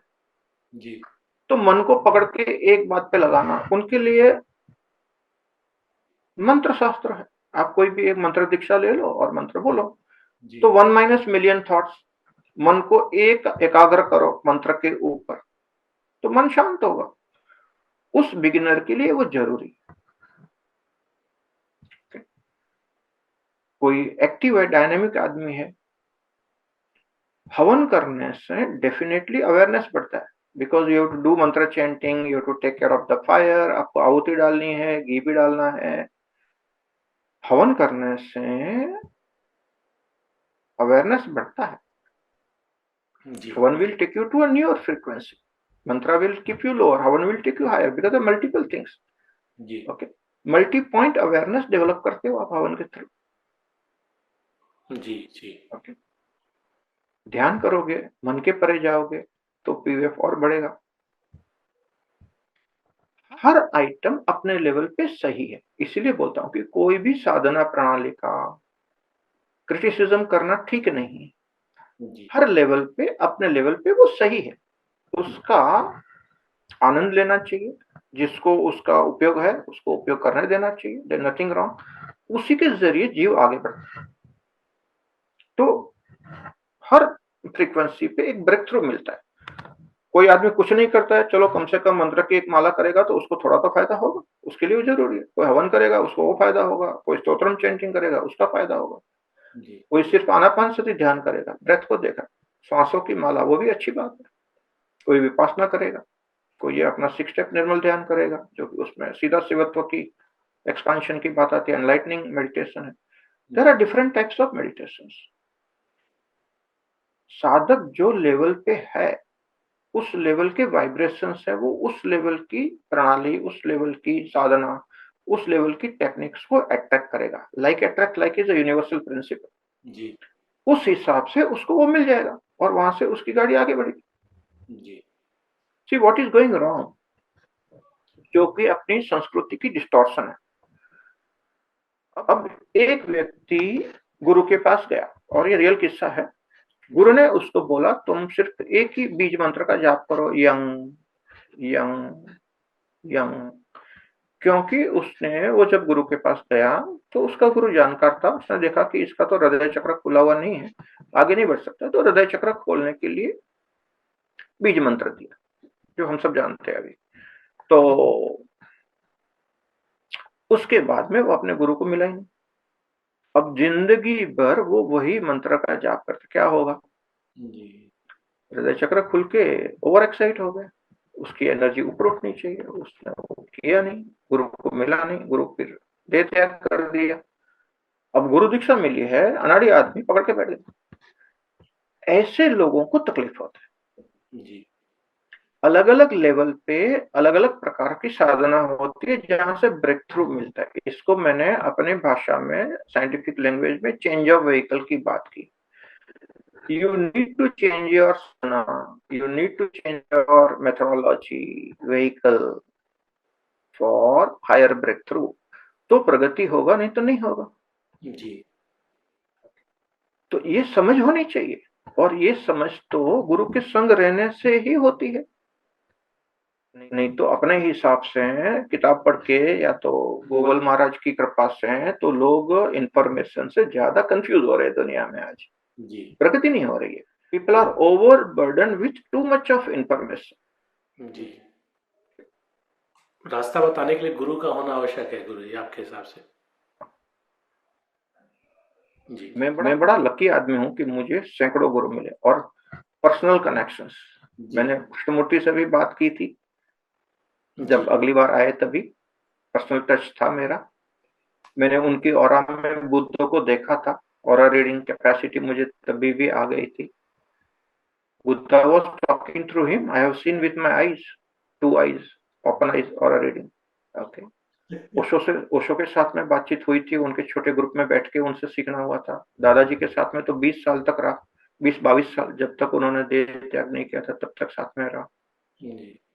रणजीत महाराज के साथ में रहा, हमारे घर में भी आए ये सभी मास्टर्स, दादाजी आए हैं, रणजीत महाराज आए हैं और बहुत सारे मास्टर्स आज भी आते हैं, तो घर में सत्संग चलते रहता है।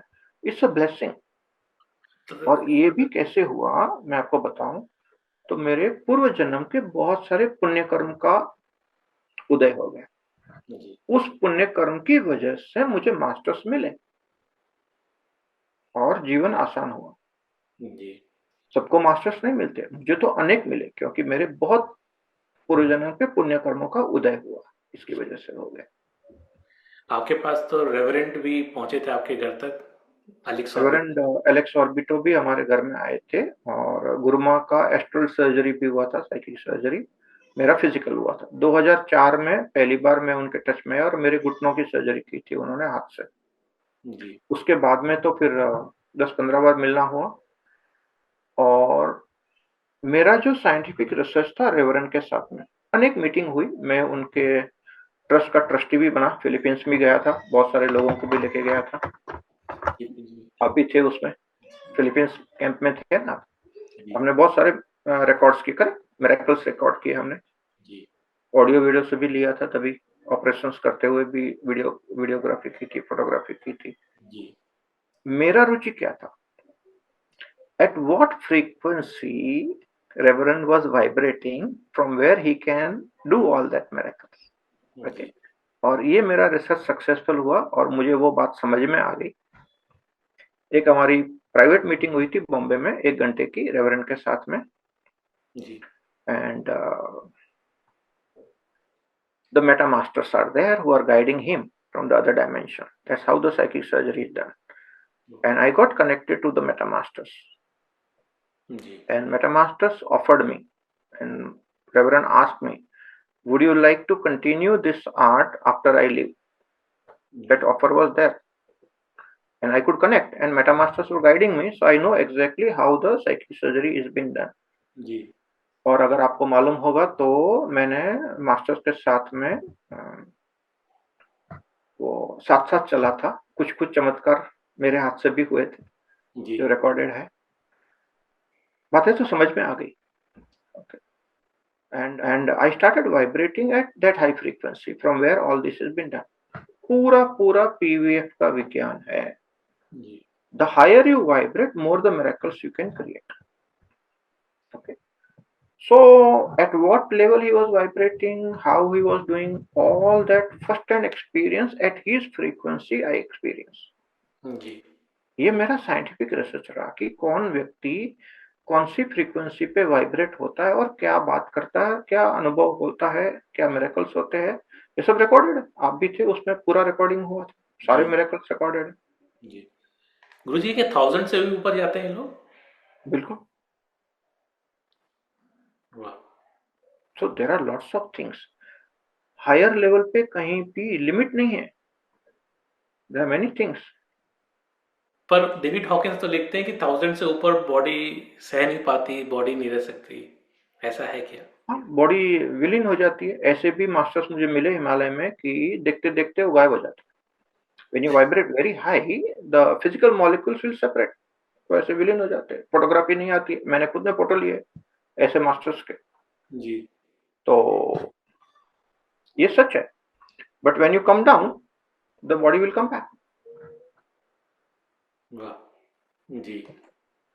तो गुरुजी, जो आप बोल रहे हैं, मैं सबसे दर्शकों से भी ये कहना चाहूँगा कि किसी बात को अन्यथा न लें, इस सच में हुआ है। गुरुजी के सानिध्य में बहुत चमत्कारी चीज़ें हो जाती हैं, और इवन नो थॉट जोन से लेके साइकिक हीलर्स से लेके बहुत कुछ हमने देखा है और उनके साथ महसूस किया है। तो और सबका गुरुजी बहुत साइंटिफिकली बताते हैं कि क्यों हुआ, कैसे हुआ। किसी भी चीज़ को चमत्कार वही है, मिरेकल वही है जो कि साइंटिफिकली ना बताया जा सके। जो बता दिया गया वो चमत्कार नहीं रह जाता, बहुत नॉर्मल सी चीज़ रखती है, और मैंने अपने जीवन में देखी है। तो इसलिए इस चीज़ को बहुत आराम से लें। गुरुजी कुछ क्विक क्वेश्चंस पूछूंगा, शॉर्ट क्वेश्चंस, उसके बाद हम विराम देंगे। अ, मैं एक क्विक क्वेश्चन ये है कि आम लोगों के लिए आध्यात्मिकता की शुरुआत कैसे करें और सच्ची आध्यात्मिकता क्या है? आम लोगों को अगर भटकना नहीं है, सीधा सीधा रास्ते पे चलना, जल्दी से पहुंचना है, श्वास का सहारा लो, प्राण के धागे को पकड़ो, जी श्वास को देखना, श्वास के प्रति जागरूकता अत्यंत आसान है। जी तो श्वास फिजिकली चल रहा है ना, तो बड़ा आसान हो जाता है श्वास को देखना। जी श्वास की सूक्ष्मता में जाएंगे तो प्राण का अनुभव होता है, where you feel the tingling on your fingers when you do the kriya and all, वो प्राण का आयाम है। बस उसी जागरूकता को पकड़ के आगे चलेंगे तो सूक्ष्म प्राण का अनुभव होता है, जिसको कुंडलिनी अवेकनिंग कहते हैं। प्राण कुंडलिनी अवेकनिंग सूक्ष्म प्राण का रूप है, जिसको हम कुंडलिनी शक्ति कहते हैं। जी इसी के आगे चलेंगे तो महाप्राण का अनुभव होता है, जिसको हम शिवापात कहते हैं, या तो एक्सपांडेड अवेयरनेस कहते हैं, एनलाइटन कॉन्शियसनेस कहते हैं, सत्य प्राप्ति कहते हैं। जी श्वास, प्राण, सूक्ष्म प्राण, महाप्राण। तो जो भी प्राण के धागे को पकड़ के आगे बढ़ेगा तो उसकी जर्नी बहुत तेजी से खत्म हो जाएगी। And such a person will be able to vibrate high and maintain that. Otherwise, a lot of people are getting into high zone, but they suddenly come down and they don't know how to go back again. ये जो रास्ता है अति उत्तम, अति सरल, जी जी जी ये इसी तो को क्रिया योग कहते आपके हैं। ये ग्रुप क्रिया योग का एसेंस है। क्रिया योग का सेंस है। ओके, हमने तो आपके ग्रुप में अपने गुरु बंधुओं के बीच में देखा ही है कि कितनी आसानी से आपकी इस शिक्षा पे चल के हम लोग आगे तक बढ़ पाए। अच्छा गुरुजी, आपने वैसे तो बता दिया है, फिर भी फिर से एक बार एक लाइन में बता दें, शक्तिपात क्या है? Gamma wave transmission.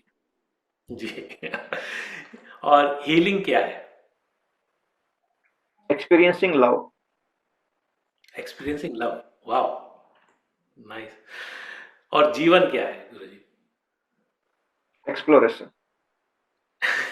बहुत खूब, बहुत आनंद, बहुत अच्छा जीवन। गुरुजी कोई एक सेंटेंस या वाक्य जो आपको प्रेरणा देता हो, जो कि आपको अच्छा लगता हो, जिसको सबको जानना चाहिए, ऐसा कैसा कौन सा सेंटेंस है या वाक्य है? See, one sentence that is guiding my entire life. That sentence is by my master, Sri Dada Gavan. And that guiding statement for me, every day, every moment, it is there at the back of my mind. And that statement is, eternal vigilance is the price of freedom. वाह, जो भी स्वतंत्रता चाहता है मन से, मन परे की अवस्था, you have to be eternally vigilant. Eternal brilliant. That is the price you need to pay for the freedom. जी So this is Dada Gavan's statement. Eternal vigilance is the price of freedom, which became my guideline, life's guideline. एकदम सच। आज अभी मैं ये interview चल रही है, मैं बे एरिया में बैठा हूँ। जी दादाजी यहाँ पर 18 बार आ गए, उनका बड़ा ग्रुप था यहाँ पर आजू बाजू के लोगों को, सेक्रेमेंटो, एलए जी और बे एरिया में दादाजी बहुत घूमे थे। और यहाँ पर 1975 में उन्होंने अध्यात्म का प्रचार प्रसार किया था, और सारी किताबें इसी एरिया से निकली। और आपका इंटरव्यू ये जो रिकॉर्ड हो रहा है वो भी इसी एरिया में ये हो भी इसी एरिया से हो रहा है। बहुत आनंद की बात है। तो गुरुजी एक प्रेम क्या है, क्या बोलेंगे, प्रेम क्या है? आत्मा की अनुभूति। वाह। और आप कोई किताब बोलना चाहेंगे, कोई बुक आपकी फेवरेट रही है, या लोग जिनको लोगों को पढ़ना चाहिए, ऐसी कोई किताब? मैं ऑलवेज रेकमेंड करता हूँ कि जो जेन्युइन आध्यात्मिक साधक है, and you want to know, understand the entire technology of enlightenment, read books Beyond the Mind by Dada Gavan, Toward the Intelligence, Toward the Unknown by Dada Gavan, and third book is Intuitive Intelligence. ये तीनों किताब ने मेरे जीवन में आमूल परिवर्तन किया। अब दादाजी देह में तो नहीं है, लेकिन उनका जो ज्ञान है वो इस किताबों में है। इसके अलावा साइंटिफिक स्पिरिचुअलिटी, हमने ओम प्रेम संगम में आप सबको बताया था कि टेक्स्ट बुक करके ले लो, biology of belief by doctor Bruce Lipton. आपकी पूरी बिलीफ सिस्टम को आपको समझना है। That's a very fundamental book. It's a very well-researched book by Dr. Bruce Lipton. He is very much there in the body. Is available. We had one meeting online also. With doctor Bruce Lipton. तो उनकी जो किताब है the biology of belief is a text book for every Sikar. अगर आपको scientific spirituality जानना है तो एक किताब ये, और एक डॉक्टर डेविड हॉकिंस की पावर वर्सेस फॉर, जिसमें कि ये लॉगरिथमिक स्केल ऑफ कॉन्शियसनेस है। साइंटिफिक स्पिरिचुअलिटी के लिए मैं रेकमेंड करूंगा कि कम से कम ये 2 किताबें हर साधक को पढ़नी चाहिए, ताकि बहुत सारा झमेला क्लियर हो जाए, कॉबवेब्स क्लियर हो जाए और एक सही रास्ते पे तेजी से आदमी प्रगति करे। मैं ज्योतिष शास्त्र का अध्ययन कर रहा था, अपने अलग वीडियो बना रहा था कि जो आने वाले दिन है जी। किसी को डराना नहीं चाहिए, लेकिन मैं जब कैलकुलेशंस कर रहा था तो 30 मार्च 2025 के बाद में का जो समय है अप टू 2033 जो कॉम्बिनेशंस बन रहे हैं, दुनिया के लिए कुछ विकट परिस्थितियां निर्माण हो सकती है, और जो आध्यात्मिक साधक नहीं है, जिसका वाइब्रेशंस लो है, उनको ज्यादा तकलीफें हो सकती है। तो हाथ जोड़ के सभी से मेरी विनती है, जो भी हमारे दर्शक है सुन रहे हैं, बहुत समय नहीं है, समय मत गलाओ, आध्यात्मिक उन्नति करो, अपने वाइब्रेशंस को बढ़ाओ, तो जो आने वाला कठिन समय है उससे हम लोग बच पाएंगे। ना सिर्फ बचेंगे, लेकिन हम अपनी संस्कृति को बचा पाएंगे, सनातन धर्म को बचा पाएंगे और लोगों को मदद कर पाएंगे, और मनुष्य होने के नाते मनुष्य चेतना को और एक कदम आगे, जो कि युग परिवर्तन की बात है, उसमें हम सबको साथ में ले सकते हैं बिना किसी damage. Otherwise, those who are vibrating low will find it extremely difficult to manage their life during the difficult times. जी, थैंक यू गुरुजी। मैं कोई भविष्यवाणी नहीं करना चाहता, लेकिन मेरे दिल में दर्द होता है कि लोग टाइम पास कर रहे हैं। अब समय नहीं है, बहुत हाई इंटेंसिटी से साधना करनी चाहिए। जी, अवश्य। तो गुरुजी आपका ये चैनल का भी लिंक देंगे डिस्क्रिप्शन में, जिससे कि जो लोग और समझना चाहें, जुड़ना चाहें आपसे डायरेक्टली, वो जुड़ सकेंगे। हाँ, तो इसके लिए हमने अभी एक नया चैनल लॉन्च किया है, जी। डॉक्टर गुरुजी एस्ट्रो। इसके ऊपर में अभी जो मैंने बात की, ये सारे वीडियोस बन रहे हैं। अभी ऑलरेडी 4-5 वीडियो हमने डाले हैं और भी 50 वीडियो आ रहे हैं। वाह। 1000 वीडियोस विल कम। दर्शकों को ये बता दूं मैं कि गुरुजी जब भी करते हैं वो छोटा मोटा काम नहीं करते, वो बड़ा करते हैं और बल्क में करते हैं, जिससे कि ट्रांसफॉर्मेशन हो सके। तो 1000 कह रहे हैं तो 1000 वीडियो आएंगे। जी गुरुजी, आप कुछ कह रहे थे। तो ये सब काम बहुत तेजी से चल रहा है, और जो भी जेन्युइन आध्यात्मिक साधक है, सचमुच में जो आध्यात्मिक उन्नति करना चाहते हैं, उनको फिर से रिक्वेस्ट करूंगा, टाइम पास ना करें, एक सही विधि पकड़ के, सही विधि के साथ में क्रिया योग का मार्ग है, सौर्य योग का मार्ग है, दादाजी का ध्यान का मार्ग है, जो भी मार्ग आपको अच्छा लगे, सही गुरु होगा आपके आसपास में, गुरु का गाइडेंस मिले तो बहुत अच्छा है। नहीं तो ये हमारे प्री रिकॉर्डेड वीडियो से भी आप ये सारी बातें सीख सकते हो। लेकिन आगे बढ़ो, जैसे भी आगे जाना हो, कोई भी रास्ते से चलो, लेकिन आगे बढ़ो, ताकि आने वाले दिनों में हमारी संस्कृति नष्ट न हो जाए। ये जो ज्ञान है, इसको बचाए रखना कठिन परिस्थितियों में जरूरी होगा, क्योंकि गुरु अतिचारी होता है। जब जुपिटर गुरु ग्रह अतिचारी, यानी जब फ्रंट एंड बैक मूवमेंट करता है, जो कि कोरोना टाइम में हुआ था, 2019 में हुआ था, जिसकी वजह से पूरा लॉकअप में चले गए थे हम सभी, जेल की जैसे भावना आ गई थी, सभी घर में बैठे थे। जी। वैसे कितने समय तक, करीबन 4 और 3 7 7.5 साल तक गुरु अतिचारी रहने वाला है। उसके साथ में शनि, राहु, केतु, प्लूटो के जो ग्रह योग बनते हैं, वो युद्ध के जैसे निर्माण हो रहे हैं, और बीमारी भी होगी, युद्ध भी होगा। वाटर लेवल पे, क्योंकि मीन राशि में हो रहा है, तो फ्लडिंग की बहुत सारी, और टॉर्नेडोज, सुनामीज, ये सारी बातों का भी बड़ा खतरनाक प्रयोग बन रहे हैं। और इलाज भी है, ऐसा नहीं कि लोगों ने डरना चाहिए।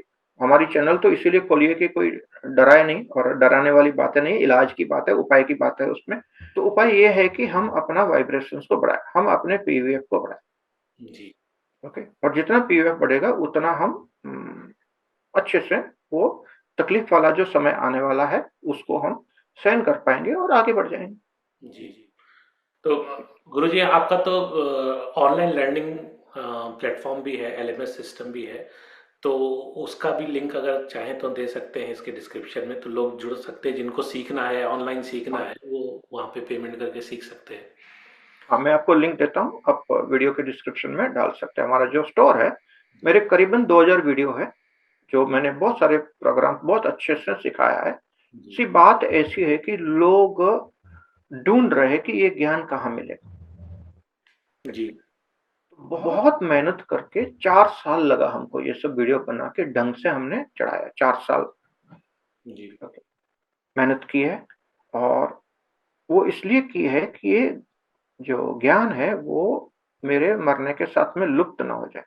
ऐसी बहुत सारी चीज़ें हैं जिसका रिकॉर्डिंग नहीं हुआ हिंदुस्तान में। देखो, हिंदुस्तान की बड़ी विडंबना है जी, कि बड़े-बड़े अच्छे-अच्छे ग्रेट ऋषि मुनि महात्मा सब होके गए, अति ज्ञानी। लेकिन जब ज्ञान कंपाइल नहीं हुआ और शिष्यों को समझ में नहीं आया, तो वो गुरु की मृत्यु के साथ में वो ज्ञान चला गया। जी, मुझे डर था कि मेरा जो रिसर्च है, इट्स वेरी वैल्यूएबल रिसर्च, ऐसा रिसर्च रेयरली कोई कर सकता है। मुझे तो कोई दिखा नहीं कि इस टाइप का रिसर्च किसी ने किया होगा। So ji, I was worried that if I die suddenly or something goes wrong, all that research which is there will disappear. So I started compiling. और जी, कोरोना टाइम में घर में बैठे थे तो एक अच्छा मौका भी मिल गया और ये सब कंपाइलेशन हो गया। जी, Today I feel extremely happy that most of the knowledge is compiled. जी, कुछ खास बातें थी जो अभी मैं कंपाइल कर रहा हूँ, और जो अपनी पास्ट लाइफ एस्ट्रोलॉजी में जो दे रहा हूँ, जी, बहुत ही वैल्यूएबल चीजें हैं वो सब चीजें। तो एक बार कंपाइल हो गया, as long as the internet is there and you are connected to internet, anybody in the world can learn at a very nominal cost. जी, ट्रू, एकदम सही। बेसिक कॉस्ट रखी है क्योंकि ये सब काम करने का समय और लोगों का पगार बस उतना ही निकाला। कोई प्रॉफिट मोटिव हमने नहीं रखा है, लेकिन एक प्लेटफॉर्म मैनेज करने का, डेटा मैनेज करने का, मंथली बिल्स आते हैं, उसका एक व्यवस्था हमने की है। जी, और हमारी जो चैनल भी जो है उसको भी हम मोनेटाइज करेंगे। 100% पैसा हमारी जो गौ सेवा चल रही है, गौशाला कल्याण में, हमने उसका भी बंदोबस्त कर लिया है कि वो जो मोनेटाइजेशन होगा वो सारा पैसा गौशाला के प्रोजेक्ट में लगाया जाएगा। देखो, ये भी एक मॉडर्न जमाने का तरीका है। जी, और गृहस्थी योगी होने के नाते एक balance approach towards Lakshmi ji, और लक्ष्मी जी और विष्णु जी को साथ साथ लेके चलना, ये असली गृहस्थ धर्म है। जी, हमने जो आश्रम में मंदिर बनाया है उसमें भी विष्णु लक्ष्मी को साथ में बैठाया। गृहस्थियों के देवत्व तो वही, विष्णु लक्ष्मी साथ में होने चाहिए। Vishnu means awareness, Lakshmi means resources. जी, So awareness and the knowledge and the wisdom has to be there, and the resources also should be there, and both should go hand in hand so that हम कुछ अच्छा काम कर सके, नहीं तो काम नहीं होगा। जी, जी, तो ये बैलेंस अप्रोच लेके चलना, यही है गृहस्थियों का अध्यात्म। जी। आपने तो वैसे संदेश बहुत सारे दे दिए हैं ऑलरेडी, पर अगर लास्ट में एक आखिरी क्वेश्चन ये पूछना चाहूँ, आखिरी प्रश्न की दुनिया के लिए कुछ बताना चाहते हैं या संदेश देना चाहते हैं तो अवश्य दीजिए। Increase your PVF. That is the only thing that will help you in the tough times which are coming. जी, धन्यवाद गुरुजी, आपने इतना समय हमको दिया और इतना हमारा ज्ञानवर्धन किया, इतनी सरलता के साथ। धन्यवाद गुरुजी।